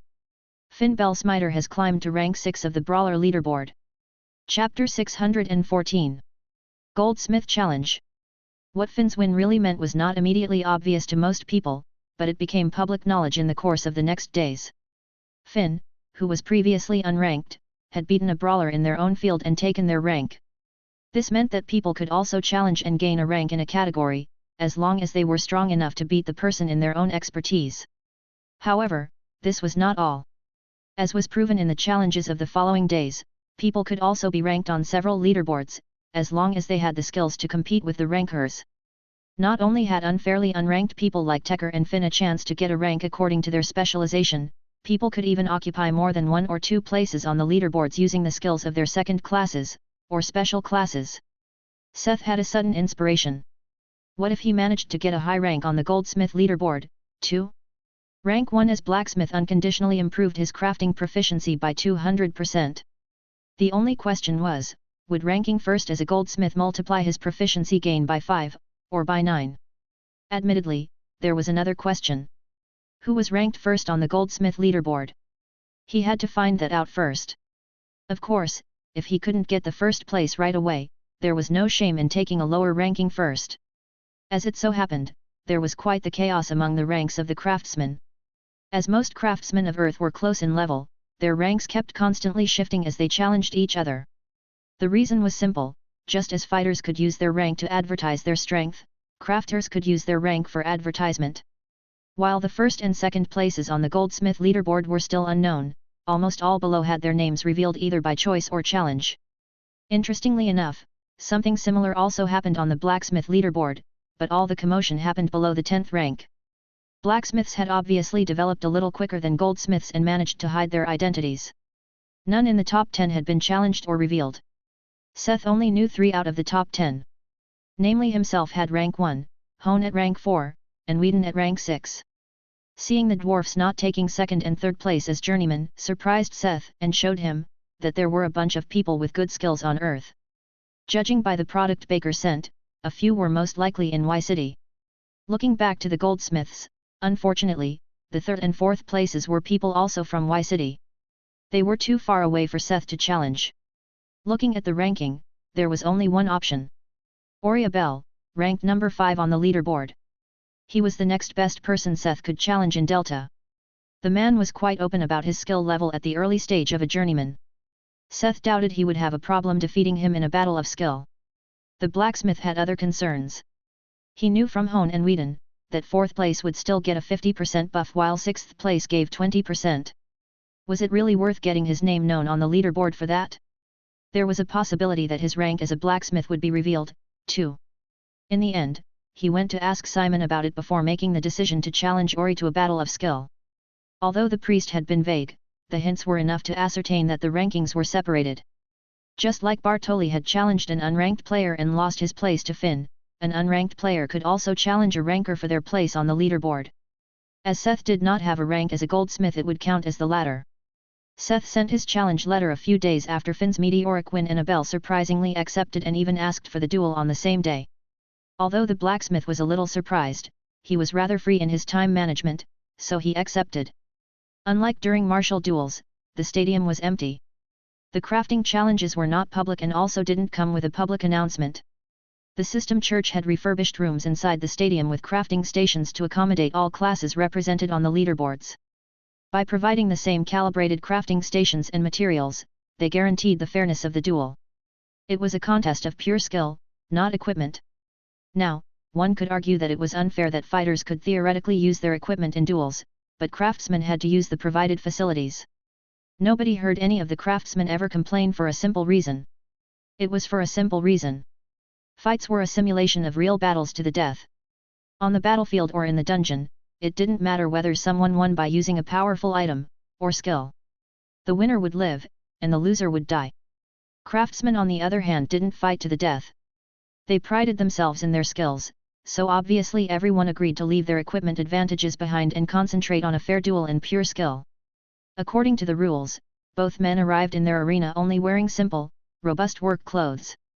It was a room split in two, with each side looking exactly the same, with the same basic crafting stations needed for goldsmiths. Most prominently a jeweler's table with tools, a small furnace with crucibles, and a small anvil. Ori entered the arena in anticipation. He had seen the items that were sold in the turquoise anvil and looked forward to meeting the man behind those works of art. He had held quite a bit of admiration for the creator and couldn't help feeling nervous about finally getting a chance to see the man in action. Although he had heard about the Tower Master speech on TV, he had not personally watched it. The middle-aged man was very surprised when he saw how young Seth was. Ori himself had been a goldsmith before the apocalypse. Although he had chosen a fighter class at first, with the peace brought by Krna, he was able to change back to his original profession. He couldn't help but wonder that Seth had managed to develop such skill at his age. Though, he didn't doubt the man for one moment. Even when wearing the simple working clothes, the Tower Master was packed with defined muscles that bore witness to his hard work. Despite having the muscles of a blacksmith, his hands were slender and dexterous like those of a goldsmith or clocksmith. Overall, despite being an old man, Ori couldn't help but be awed. Ding! System announcement: the official ranking match between 5th-ranked player on the Goldsmith leaderboard Ori Abel and the unranked player Seth Smith will now commence. The young man's eyes only observed Ori for a moment, before they focused on the task at hand. For this challenge on the journeyman level, the church had provided sheets of mithril to make a piece of jewelry of their choice. As a rare material, a journeyman-ranked craftsman would have no problems working with the materials comfortably. While the Tower Master only thought for a moment before picking up the material with practiced moves, Ori's eyes were glued to the other's work. At this moment he didn't care about the challenge, the chance to admire a more skilled craftsman during his work was worth more to him. Despite being an experienced goldsmith, Seth's moves had a special quality to them that he himself lacked. Unlike him, who was used to the normal ways his work was done, the Tower Master had completely incorporated the effects that came with the system's improvement. Strength, dexterity, and skills, it was like watching a well-oiled machine work. His opponent didn't even bother using a saw, or the furnace, as he manipulated small blue flames like gas burners to cut and weld the material. All the while, he was singing a foreign melody with words, Ori couldn't understand but somehow enjoyed. It was probably an awkward sight for the referee, as one of the contestants worked uninterrupted, while the other just stood there and watched. After finishing the base of a pendant, it chose and set several gems from the ones provided in its middle, before changing to the engraving tool. Only then did Ori notice that the gems were actually set in a pattern to connect with and empower the enchantment the Tower Master was now engraving. The old goldsmith couldn't understand the effects of the complicated formation. He was too far away to see clearly, but he doubted that he would be able to understand them with his beginner rank enchantment. It was like waking up from a dream when the pendant was finally finished and Seth set it onto the podium to present the finished works for judgment. Shortly after, their allotted time ended. One had a finished piece, the other had not even bothered to do any work, and the judgment was quite clear. Ding! Participant Abel has not offered a piece for judgment in time. Winner, Seth Smith. Ding! Seth Smith has climbed to rank 5 on the Goldsmith leaderboard. Ori didn't feel bad or bothered by his loss. He had felt his skill proficiency rising, just from watching Seth work. After all he had seen, he couldn't help but follow his impulse, even if it was slightly embarrassing. Chapter 615. A disciple? No, a student. Please. Accept me as your disciple, master, the middle-aged man suddenly cried out, after the result of their duel was announced. Seth stepped back in surprise, and he wasn't the only one. Even the referee jumped in shock when the man suddenly bowed and cried out for his opponent to be his master. No. Seth gave the obvious response. Please, I am also ready to join Minas Mar and pay the tuition fee. Please take me as your disciple, great master. This time the man didn't just bow, but he kneeled down and slammed his forehead on the floor. What in tarnation was wrong with this man? However, when he thought about the man's words, Seth started to ponder. Originally, only people who were judged to have the right character had been invited to Minas March. But recently, Seth had dealt a lot with soul contracts. His soul trader had even reached level 4 after making contracts with the 300 new Faer. Level 4 had opened more options to be included into the contracts. It wasn't out of question to have someone join, even just temporarily, after making a soul contract. All other sections had grown quite a bit, only Seth's crafting division lacked people. Ori was at the level of an early journeyman, not too far off from Hone and Whedon. If he took him in as a disciple and grew him with Minas Mar's resources, he could make jewelry for the turquoise anvil. Do you have the enchantment skill? Yes, I do. But it is only at the beginner level, he admitted embarrassed.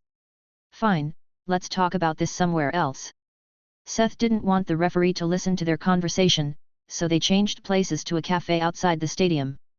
Why do you want to become my disciple? Seth asked once he and the middle-aged man were seated and had each a drink in their hand. The sight of your work enraptured me and I see no other way to grow my own skills on my own at this point. So you want to become my disciple to help with your stagnating skills? That, too. But I also admire your workmanship. I don't think I would regret being under someone like you, Ori said seriously. He looked Seth in the eyes, his gaze was clear and honest. Although it felt really awkward for Seth, to be looked at like this by a man almost double his age, the message came across. They kept talking for a while longer, about what Ori expected from working at Minas March. I will not take you as my disciple, but I can take you in as a student, the way I learned from my tutor. Seth finally made the decision. Depending on this conversation, Seth also decided to use the soul contract only as a kind of non-disclosure agreement. Even if Ori at any point decided to leave Minas Mar, he would be unable to share any secrets or do anything that would harm them. They decided to meet another day to finish the admission before the man finally left happily. The blacksmith finally got the chance to take a look at his gain.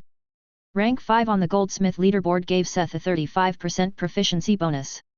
Unfortunately, it did not stack with the one from rank 1 blacksmith. They were just added together to a 335% proficiency bonus. It was a bummer, but he wasn't going to complain about a free bonus. In the end, maybe Ori Abel was the bigger gain for Minas Mar than his rank on the leaderboard. A slight consolation, for exposing himself on the Goldsmith leaderboard. When Seth returned to the workshop, he started to prepare the things for the ritual of the tutor. How long had it been since he himself had been a student? Who would have thought that only roughly 2 years later, it would be him, standing in the place of the tutor to teach someone else? It filled his head with nostalgic thoughts of his time at Tort's workshop. Despite finally possessing some legendary material, Seth did not immediately start on making items with it. The blacksmith wanted to reach the master rank before he began making equipment for his friends. With the proficiency bonus, he could see the light. It wouldn't take months to reach the master ranks. This was why he decided not to use the material right away and concentrate on the equipment for the Oath Guard first. However, there was another thought had occupied his mind after the duel with Aurea Bell. A thought that had made him visit the Bard College more frequently in the following days. Thinking of becoming a tutor, Seth had to think back on his time with Tord and his failed attempts at ballads. Equipped with greater experience and knowledge, he noticed something weird. Name the items like the cursed dagger that could give the opponent a runny nose, the few items he succeeded in making back then. Now that he knew more about ballads and more about demons, he could recognize that this was actually a very unusual occurrence. He had paid no price for the enchantment back then, and neither had he used the demon language or any other related skill. Yet, the enchantment was actually quite strong, though not necessarily very effective in combat. While he concentrated on the items for the Oath Guard, he also spent time in the library. He was curious about what demon had listened to his botched singing attempts and rewarded him so generously. If he could replicate it with more controlled results, it would be a viable option to use on the legendary items. The question became only more intriguing as the blacksmith couldn't find a clue in the library. Ember couldn't help him this time either. She was also just a student at the college, not an expert. This left Seth only the option to look for one of the professors. To be specific, the professor of demonology. Seth had only seen him during lessons and never really interacted with him. After his little stunt during the fighting, he had mostly kept his distance from many of the demons at the college. He visited the professor's office during his visiting times. The professor was one of those demons that looked like an old gentleman. The grey mustache looking like a mop was in stark contrast to his skin's violet tinge. A pair of intelligent eyes observed Seth from behind gold-rimmed glasses, before greeting him. The blacksmith was glad that the teacher did not seem to treat him differently from any other student. After explaining his question, the professor asked Seth to closer describe his experiences when creating cursed objects in Aura. Although it was a little embarrassing to talk about his humble beginning, singing songs so terrible that demons granted him a blessing. I believe I know who you accidentally entertained. The professor stood up and turned to the shelf behind his desk. Groaning from the weight, he pulled a massive tome from the shelf and slammed it on the desk. Seth even imagined the desk creaking under the weight. It's also no wonder you wouldn't find anything on him in the library, he added while he opened the book. Flipping through the book, the heavy parchment sounded like blades cutting through the air. Seth listened for a while until the sound suddenly stopped. The page the professor had stopped on showed the picture of a creature that had only a partial physical form. This is Shock, the demon of ill-natured humor. Black humor, jokes, and pranks at the expense of others, best if they go too far. These are the domain of Shock. One half of the being in the book was a kind of formless mist, while the other showed a featureless face, with a malicious smile. Seth involuntarily had to think of the comedy mask in theater. It had wide skinny shoulders that made it look as if it wore shoulder pads below its skin. The wiry arms ended in similarly wiry hands with very long fingers. Shock is a powerful demon that only acts for its own entertainment. He can offer very powerful enchantments if the bard can entertain him. If it's a powerful demon, why are there no pieces about him in the library? Because Shock is different from other demons. No piece that has worked on him once, will do so again. He might even punish people that try to pander to him with old works. Our best explanation is that he is bored easily and won't be entertained by the same joke twice. Making all pieces dedicated to him unique and absolutely worthless for other bards. However, that isn't the reason you won't find anything about him in the library. The reason is, that he is dangerous and unpredictable. Even if a bard manages to entertain him, the power granted can be both positive and negative. One bard I knew had managed to gain an ability that allowed him to make others laugh even with the stalest of jokes. Imagine how scary someone is, who can tell a joke in the middle of the fight or flight and force his opponent into an inevitable laughing fit. But he was lucky. Other people who managed to call upon Shock were given gifts like the inability to wear clothes, the sensation of burning alive in the presence of peas and beans, and the questionable ability to procreate with any creature. He paused for a moment. and the irresistible urge to copulate with any creature one sees. Let's stop here. I think you get the picture. Seth could help but stare at the professor. Is that really what the book says? Unfortunately, yes. And did the victim really? I would like to end that topic here. I think I have answered your question. Just in case this was not enough of a warning, you were lucky not to have had this class back then, or Shock may have seriously paid his attention to you, instead of playing a prank or two. As your professor, I beseech you not to try and get his attention. For your sake, and ours. I promise I will not experiment with it. Okay? Thank you, Professor, for entertaining my curiosity. With that, he said his farewells and left the professor behind. Obviously, Seth had originally planned to try and contact that entity if he really found out its identity. However, his promise was honest. The professor's examples had shown that the possible price was too high. Otherwise, the blacksmith would have considered using some enchantments of shock on the items he wanted to make from the Olympian silver. Now, he did his best to forget about this option and concentrate on what lay before him. Chapter 616. Guild's Holy Land. Ding! Your skill Goldsmith, Craftsman, Leave 6 has become Goldsmith, Craftsman, Leave 7. Looking at the progress of the past week made him feel rather satisfied. Even though his treasure hunt for shock had ended in a dud, he had not slacked when it came to his skills. Not only had he managed to finally reach Leave 72, but his skills were also growing. The difference in proficiency gain between levels was quite harsh between the levels. While his Goldsmith had reached Leave 7, his enchantment had reached 70% of Leave 8. His blacksmith was only at 40% of LV8 since he concentrated on accessories to have Goldsmith catch up. Even with the bonus, leveling craftsman tier skills was hard if one didn't make legendary items. Becoming a master was no joke, it was no wonder there were few human blacksmith masters. If Seth didn't have the buff from being an Orihuma, his class, and the many chances he managed to grasp, it would take years or decades to accumulate this much proficiency. It was quite possible people simply died of old age before reaching the master tier if they lived their lives as ordinary blacksmiths. However, with Seth's current access to high-grade materials, his growing production speed, and having no worries about finding customers, meant that he looked forward to reaching the master tier in the next couple of weeks. His own growth was going smoothly, but it didn't mean the past week was without hiccups. It had been 2 weeks since his speech and there had been some peace after that incident. Yet, it seemed that the attacks started again recently.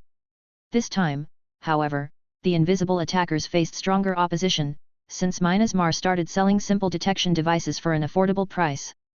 This was thanks to Hone, who managed to mass-produce a charm with the life detection enchantment.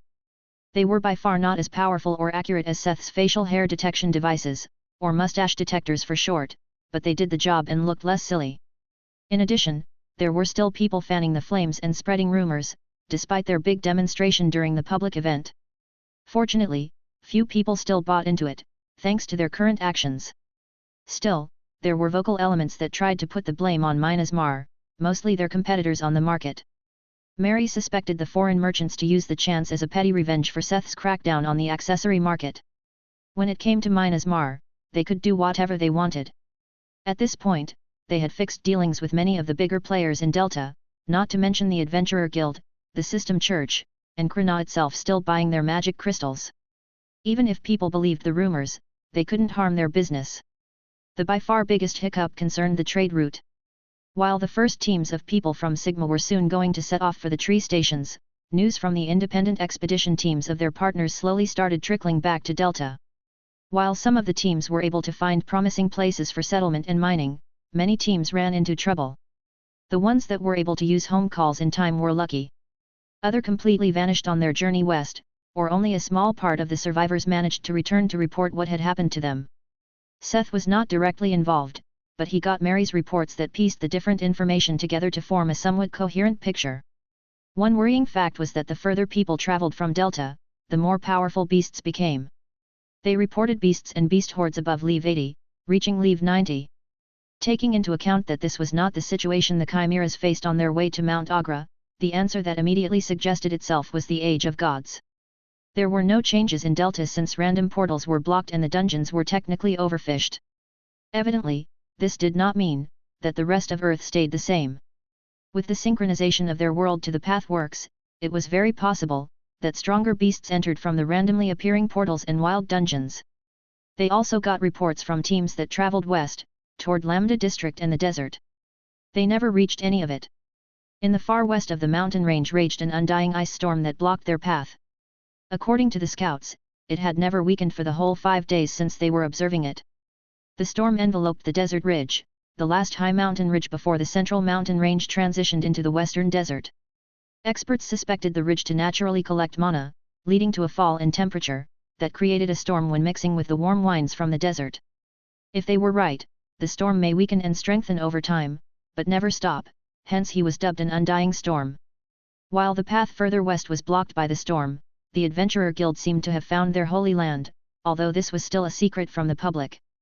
After allegedly heavy sacrifices, the guild had managed to secure a route that branched off from that of Minas Mar and led further southwest where the concentration of powerful monsters increased exponentially. This coincided with the location the guild had been looking for.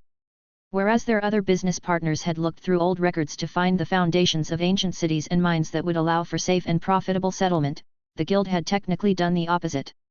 Using geographical maps, they looked for environments that would have facilitated the growth of powerful dungeons. This led to their rediscovery of one of Earth's biggest cave systems. Similar to the subways and tunnels that once connected the districts, this cave system was now also most likely infested with dungeons. The Holy Land southwest of Delta was a whole karst landscape that was now infested with dungeons. Seth couldn't help but suspect that this had been the guild's aim from the start when Minas Mar offered them cooperation, and they readily agreed.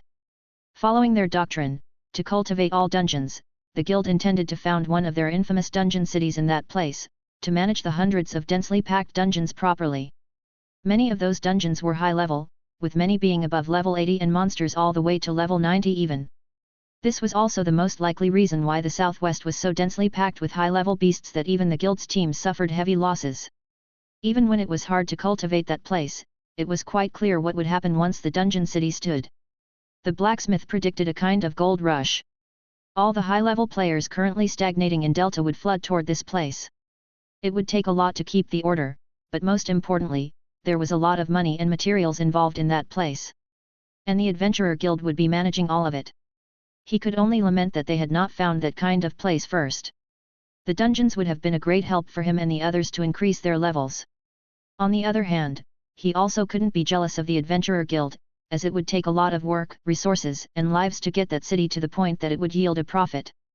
The Tower Master had no intention to interfere, though. It was already promised that nobody, not even Minas Mar, would not interfere in the businesses of any of their partners. There was even a magic contract. It was a necessity to assure everyone's sincerity, like an enforced peace treaty. This didn't mean that they could not profit from those dungeons, it just meant they had to talk it out with the guild. If it was true that they had a lot of losses just trying to reach that place, maybe they were open to negotiating a joint venture. It wouldn't just help them level up, but the lords of Minas Mar would be able to showcase their power and skills to the gods. If the guild played along and Seth finished the legendary items in time for an expedition, he was sure some of them would attract the interest of a deity or two. When the blacksmith spoke about it with Mary, it was as if she had read his mind. She was already in negotiations with the Adventurer Guild. But what really surprised him was that it was the guild that had approached them first. The negotiations were as quick and as smooth as Seth's skill growth, and the plans for a joint expedition to the Holy Land of the Adventurer Guild came together in the following days. 1.5 months. In 6 weeks' time, they would set off for the Land of Dungeons. Chapter 617. Momentarily stuck. 3 weeks later. Ding! Your skill Goldsmith, Craftsman, Leave 8 has become Goldsmith, Craftsman, Leave 9. Late at night, he finally heard this notification after 3 weeks of hard work, but it did not come with a wave of joy. The last week had reminded him of a bitter memory. A repressed memory he came to forget over the past few months. Level 9 of a skill was a nightmare. For normal levels, one could roughly calculate that the proficiency demand of the next level was double that of the current. However, the last level before a rank up would need several times the proficiency or more to rank up. Now, he had reached Craftsman Leave 9 in Goldsmith, Enchantment, and Blacksmith. The last week was solely spent making accessories for Goldsmith. Looking at his skills now, only Enchantment as the first to reach Leave 9 had some proficiency. It had gained a whopping 10 to 15% while he worked on getting the others on the same level. Seeing that he needed roughly 10 times the proficiency for the next level, when compared to Leave 8 was disheartening. He only had 3 weeks until they would set off for the dungeon exploration. Even with the bonus from the ranking, there was no chance he would be able to reach the master tier and make the items for the others in time. Begrudgingly, he had to make the decision, whether he was going to make their items before he reached master, or become master and not make their items before they set off. Looking at the two options, Seth didn't have to think long to choose. He would make the items now. Although it would not be as good as making them directly as a master, he could later use the skill Advanced Reinforcement to improve them. It was a skill he had not touched himself for quite some time. The blacksmith had left it to Cerberus to regularly reinforce the items of the people of Minas Mar, to keep the updated. The skill was currently Leave 5 thanks to the golem's efforts. If it was 10 he could improve items to the point that there was almost no difference between whether he made them earlier or with his current skill level. At least when it came to their base stats.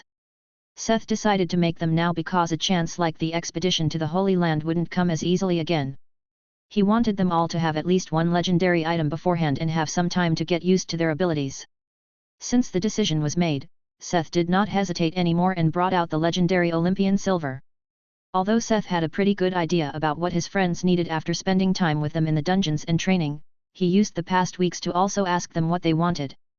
McCarthy had not brought over any new materials in the past 3 weeks, but he was finally able to get some fitting souls from Tanomol.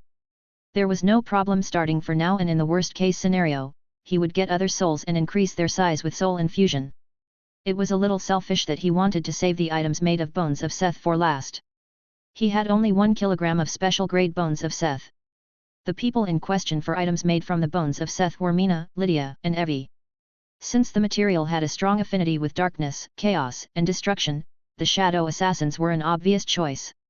Evie on the other hand would profit from it when she used curses or turned into an undead. He hoped to reach the master tier before he made Mina's, so he would save hers for last. Of course, the material would have also been great for any of the warriors if turned into a weapon. However, the amount of bones of Seth he has would have been barely enough for one weapon, and he didn't intend to make an alloy, like with the dragon scales. Even if they were above epic materials, their unique properties as refined materials made Seth worry that they may drop in rating, if he mixed them with other materials. This was why he only considered accessories or small items to make out of the bones of Seth. For everyone else, he would be using the Olympian Silver instead. Although McCarthy was unable to bring any new materials, he had managed to scrape up some more Gale Silver, which brought the amount of legendary Olympian Silver in Seth's possession to 35 kilograms. First on his list were Monique and Jonah. They wished for new personal weapons. Monique still used the Spear Fang of Decay. Jonah had switched from Aderlass to one of the Sanguine Silver swords some time ago. Although Aderlass also had a growth effect, its use was still far below one of the new Sanguine Silver swords, despite Jonah using it for a long time. Since Jonah had a sword for now, Seth decided to start with Monique's new spear, but this was something for the next day. His skills may have plateaued for now, but he could soothe his worry with the fact that everything else was on track. Oriabel had recently made the tutor oath with Seth and started working in the workshop alongside the dwarfs. The skills he lacked the most in were enchantments to make magical rings, which led to him spending most of his time studying and copying enchantments from items Seth and the dwarfs prepared for him. Seth didn't have the fancy enchantment scrolls that could instantly teach someone, and Ori didn't have the blacksmith's eyes that allowed him to gain an enchantment by disassembling an item. Which only left him with learning the enchantments the hard way. Copying them over and over until they were registered in his skill. Daimon, the shoemaker, and Bess the bowyer were also diligently raising their levels by mass-producing items for the shops. There were no big surprises to what a bowyer could do, however, Daimon had some cheeky skills. He couldn't just make shoes or leather armor. He could also make leather accessories and special bags. He could even make weak bags of holding, without using any space-related magic. It was similar to how a carpenter could make chests that were acknowledged by the system and could hold different things inside while using the same inventory slot. The bags Daimon made were slightly bigger on the inside than one would expect from the outside look, and they held some special effects depending on the leather he used. All his bags even had an option to lighten the weight, if magic power was infused. Seth had questioned him once, what the use of these bags was, and one of his primary examples were herbalists and alchemists. The crux of the matter was, that these bags allowed the transport of living things, such as harvested plants. Depending on the bag's effects, they could also help conserve the efficacy of materials and the life force of plants that were harvested for replanting. Seth had no real use for these kinds of bags, but it was interesting listening to the old man explaining. As long as Daimon could raise his proficiency with them, Seth didn't mind offering them for purchase in their shops. Their business on the trade route was also going well. The first group of settlers, workers, priests, and adventurers had arrived in Tree Station 1 and were now busy preparing the city for human habitation. Installing infrastructure, power, and all the shenanigans people needed to live comfortably. The latter groups were sent by the guild and the system church to man a respective branch and manage dungeons and communication. The church also offered to install safety measures to prevent the random portals to open within the city. With the tree guarding the city, it was technically not needed. However, Seth and Mary understood how unsettling the sight of the tree's protection measures could be. If a random portal opened in the middle of the city and the barbaric, terrifying monsters that jumped out, were suddenly grabbed by thick vines and hauled up into the tree crown, where they would be pitifully strangled to death and turn into a dry-sucked husk. The people may have doubts about which of the two was truly to be feared. And this was why they agreed to provide a branch for the system church in Tree Station 1 for free. Chapter 618. Tatzel's Sacrifice. Are you sure you want to do this, Tatzel? Seth asked the little snakelet. It was over 2 weeks ago, when he was planning and preparing of the items for the Lords of Minas Mar, that the Imuji had volunteered for this act of sacrifice. Mom, what is that? He had asked while Seth was looking through the catalogue in the auction house. This is the tooth of an elder wyvern. I need it for Monique's spear, he answered. Even Seth had to admit that the best item for the tip of a spear was teeth from dragon species. Although it was only an epic-rated tooth, it would have a better durability and magic conductivity than the head of the current Fang of Decay. But why didn't you just ask me? Tatzel asked bluntly after Seth explained it to him. You. Mom, I am technically a dragon. At least a lot more than those winged lizards. I can give you a tooth, the Imuji offered. Are you sure? Yes. My current teeth are just my snake teeth anyways. When I grow up and become a dragon, I will grow a new set. Really? Wait, how do you know something like this? Seth asked confused. Big Mom told me so. Seth thought for a moment. Big Mom was Python. If somebody knew, then it was most likely her.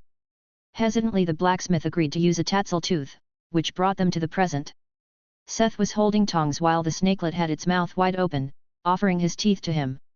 And it's really okay if I pull this fang. Go for it, Mom. Seth manned up and got ready to pull the fang. He was certain that it would hurt less if he did it quickly, so he tried to not hesitate. Gripping the tongs tightly, he used all his strength to pull out the tooth in one quick pull.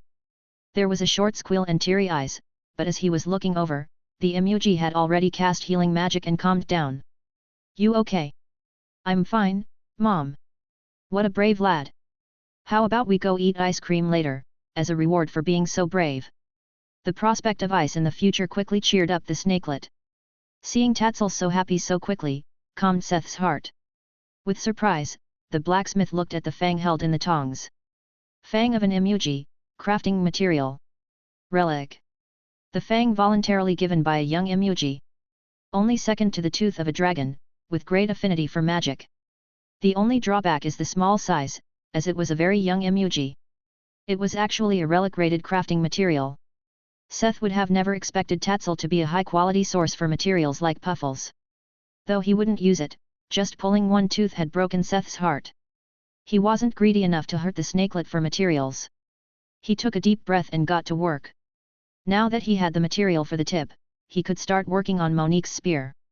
It didn't matter that the fang was a little small since he only needed it for the tip of the spearhead.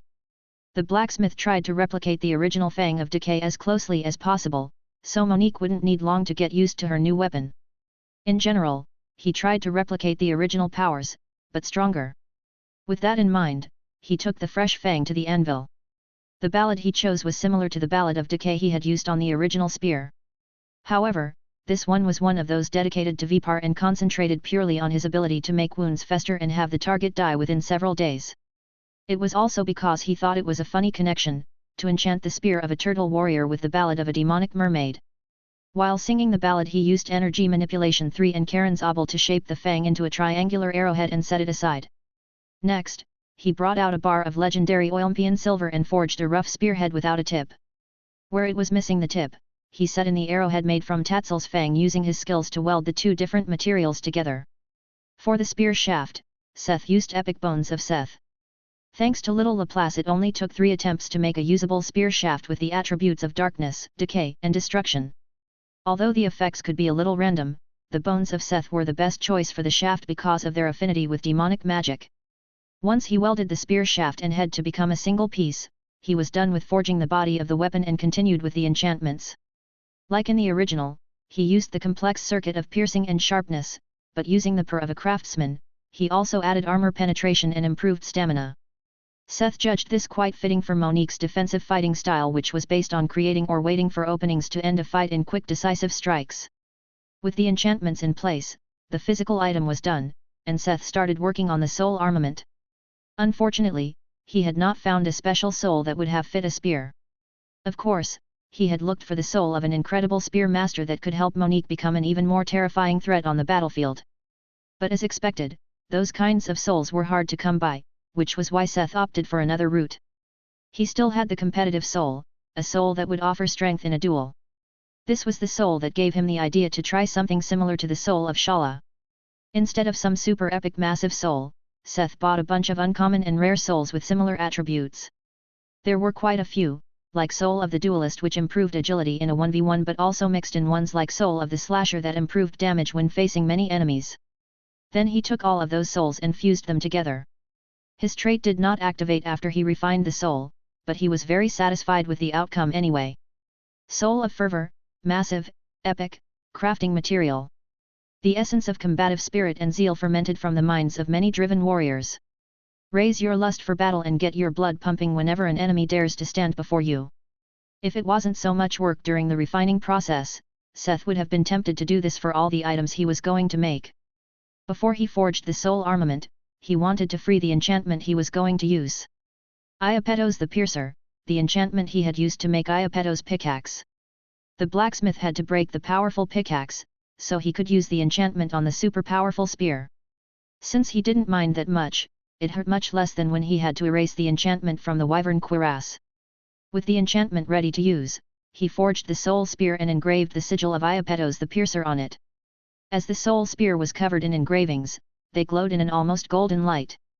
Seth had not really seen this before, but if he had to make a guess, it might have been that this happened when an enchantment was used on items that fit its original purpose. All that was left was fusing the soul armament into the physical spear and quenching them in the waters of Styx. Ding! You have finished a legendary item. +1 to all attributes. Ding! Several synergies of powers have changed your item. Tatzel's Sacrifice. Legendary.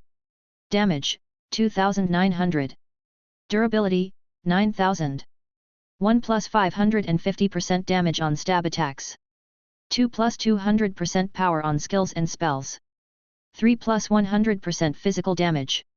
4 Blessing of Wind. 5 15% less stamina expenditure. 6 35% armor penetration. 7 Vipars Festering. 8 Item Breaking. 9 Passive Skill, Brilliance of Fervor. 10 Active Skill, Outbreak of Fervor. 11 Active Skill, Iapetos Stab. The second iteration of a killing weapon from the hands of craftsman Smith.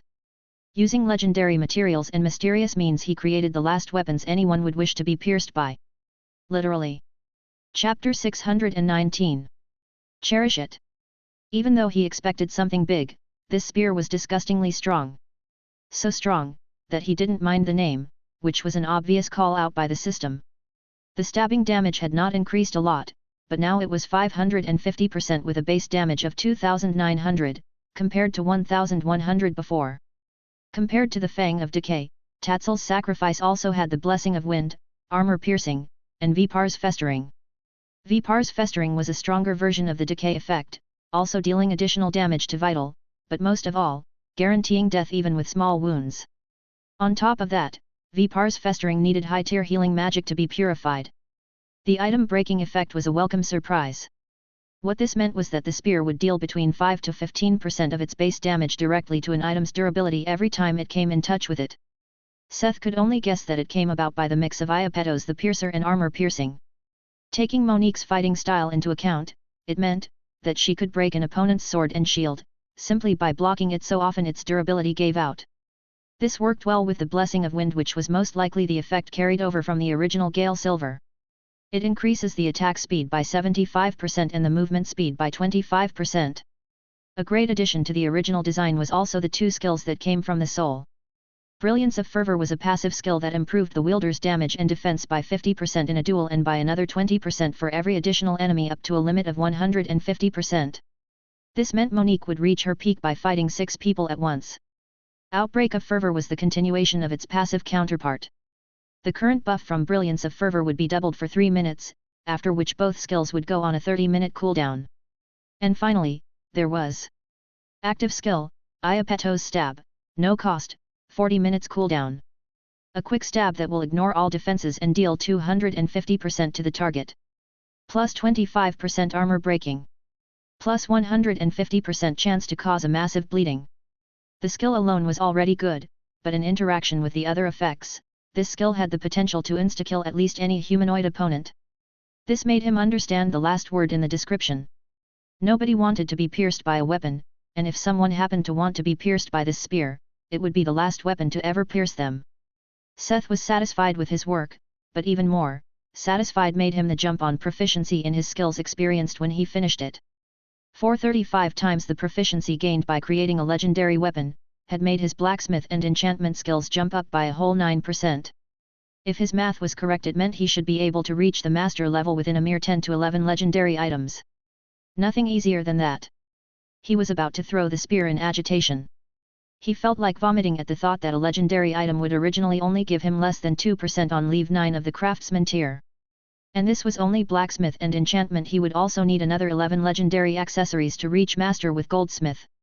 No wonder it was mostly races like elves and dwarfs known for their masters in crafting. It would take centuries for someone without cheats, talent, or luck to become a master. The number of epic items one would have to make to become a master was unearthly. The blacksmith suddenly understood the frustration Nadal must have felt. The tailor was already not young anymore when he reached the craftsman tier. Seth and the blacksmith still had it good. Although epic materials were expensive, they were available in general. Tailors on the other hand had a hard time just finding materials to make something rare rated, not to mention epic or relic rated materials. Just how much must the man have suffered to grind all the way to craftsman? Seth decided to make Nico Booz produce a bunch of his magic silks to send to Nadal. If he resisted, Seth would just use it as punishment for him revealing his name on the leaderboards right from the start. Some ancient and celestial bronze from Puffles would hurt either. If one took into account what legendary item entailed, it was ludicrous that he would have needed over 30 for the next level. 11 was already a number that would make any normal person choke, and he actually needed 22 if he wanted Goldsmith and Blacksmith to reach the master level. Maybe he was the freak for even being able to and planning to make dozens of legendary items in a row? This time he hadn't managed to make the spear in a single day, but that didn't mean he could do that with all the items. There was no way he could make a legendary item every day, even he needed breaks. At this rate, there was no way he could finish an item for everyone. He could only try and persevere and make the most important ones. Looking at the spear in his hands gave him hope that there wouldn't be too much of a difference whether he made them now or after reaching the master rank. It was already late, but Seth was sure Monique was still training. With a smile, he set off to deliver the first item to make Mina's Mar Supreme. "Oh, Monique," Seth called out when he found her in the training rooms. She looked up from her weights in surprise. "Seth? What's going on? It's not time for your training." "No, it isn't. It's time to make items. I came to take a look at your spear." He originally came to give her Tatzel's sacrifice, but he had a sudden idea for a prank. My spear? Okay, but why?" she asked confused, as the spear appeared in her hands. "I came to get it." "Why would you need my baby?" she asked disconcerted, quickly hugging the spear to her chest. "Say, Monique. Have you ever heard of the ship of Theseus?" "What? No. Why?" "Doesn't matter. I need your old spear so that it can be reborn as a better version of itself." "You are going to break my baby." "Never," she made a quick step back.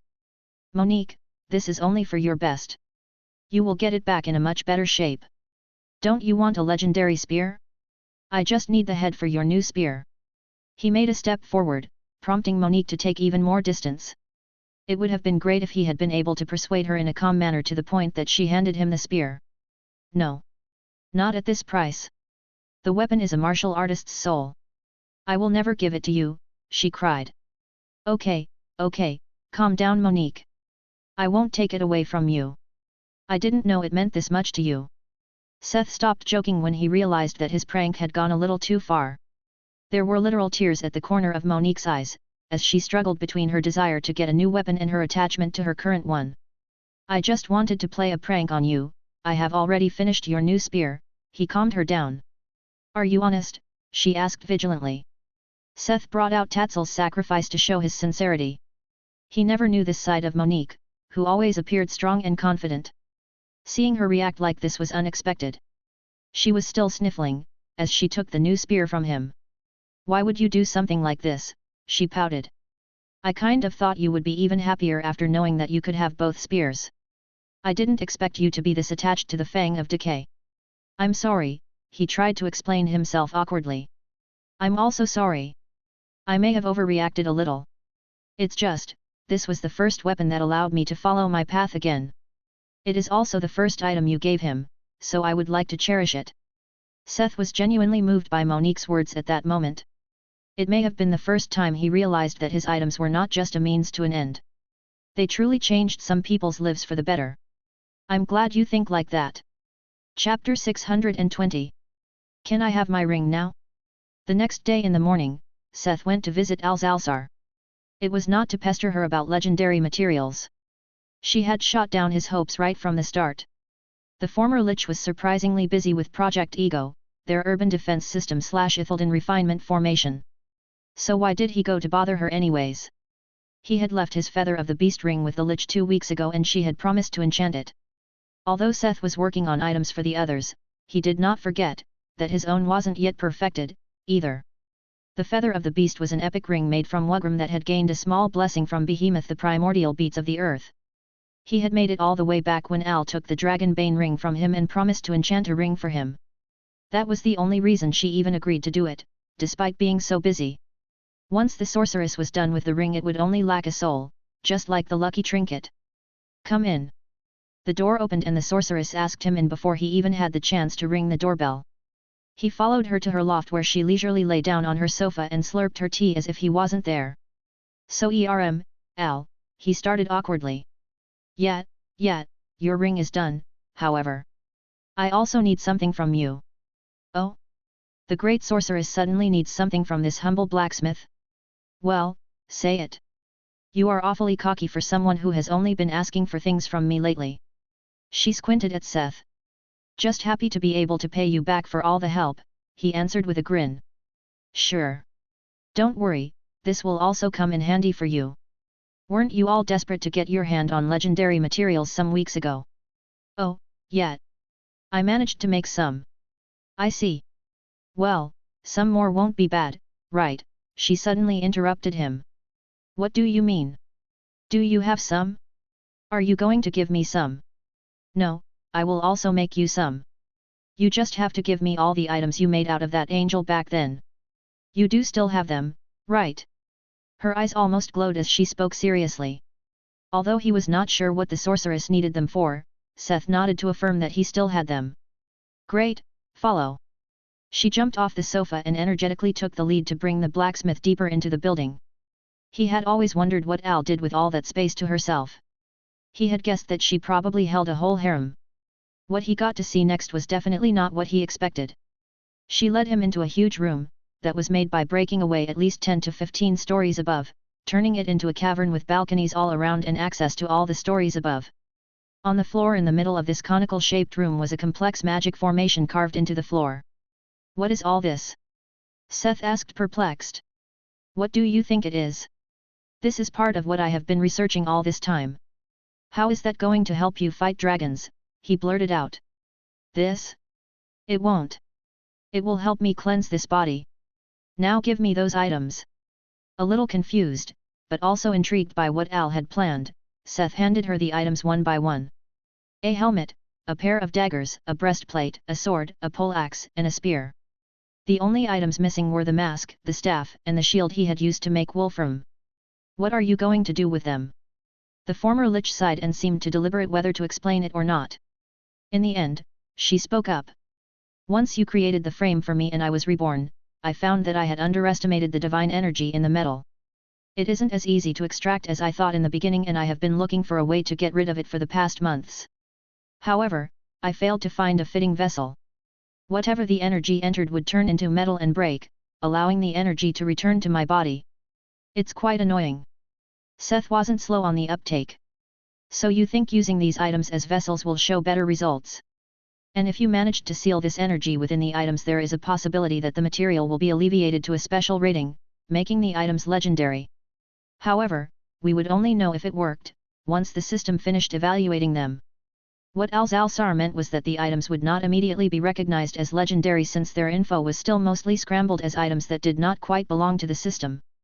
Seth already knew how this could be fixed. He already knew the solution to this from his time during the evaluation. One just had to use the items in battle and the system would scan and classify their powers based on their interactions with other elements in the system. At least this was how he explained it to himself, that the stats of the weapons became clearer after being used a bunch in battle. If this really worked, it didn't change that he still had to make a bunch of items to reach the master rank. It would take time to reveal the power of the items, however, this would solve the problem that he couldn't make an item for everyone before they had to set off. What are you waiting for? Do it! Seth cheered her on, only to find that she was already finished playing the items in several paces of the formation.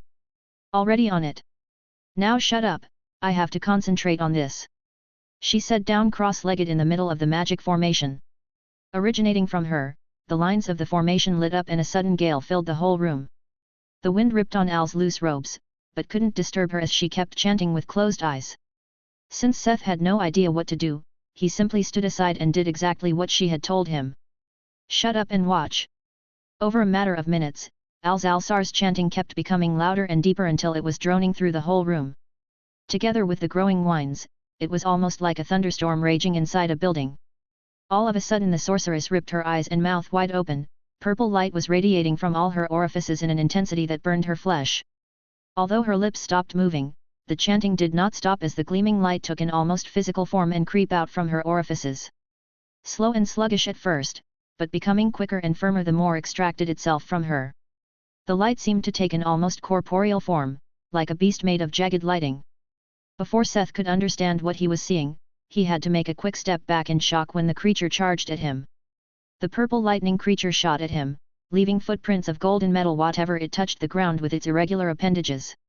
The blacksmith was about to evade when the thing crashed into an invisible barrier, that was formed by the edge of the magic circle. With the light released from her body, Al-Zalsar closed her burned eyes and her charred lips transitioned to a different chant. As if it was sentient, the lightning reacted to the change in chant and started wildly rampaging within the barrier, trying to escape or return to Al's body. While the edge stopped it from escaping, a secondary barrier prevented it from returning. The light kept becoming more jagged and diffused as the chant went on. Its movements seemed almost desperate at this point, and whenever it touched the formation or a barrier, it would grow dimmer. On the other side, the items that were strategically placed in the formation seemed to have gained a new sheen to them. The sorceress seemed to successfully siphon the power from the thing, into the weapons. Everything seemed to work out until the creature lost more than half of its luminescence. Like a final frenzy, it started releasing waves of power and rampaging through the formation like a storm before it suddenly exploded.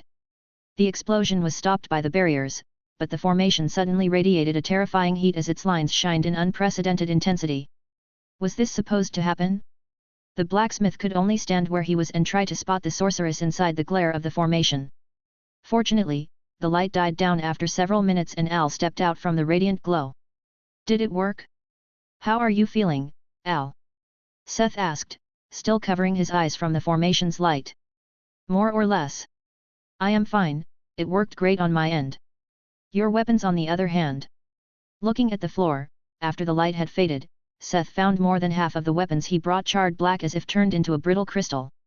The sword, the helmet, and one of the daggers had survived. The spear, the poleaxe, a dagger, and the breastplate instantly crumbled to ashes when he tried to touch them. The sorceress explained that the amount of power that was conducted into them had been too much. She had not expected the divine power she expelled to self-detonate, which overcharged the formation and burned through the fuses, in this case, his items. It seemed to Seth like the bigger items had taken the brunt of the damage. If this had worked and turned the remaining 4 items into legendary items, then this was a great success. If it didn't, it was a great loss. Especially the poleaxe. Poulter had really liked the weapon to the point Seth had considered sending it to him.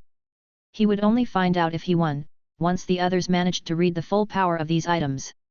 Since this is done, can I have my ring now and be on my way?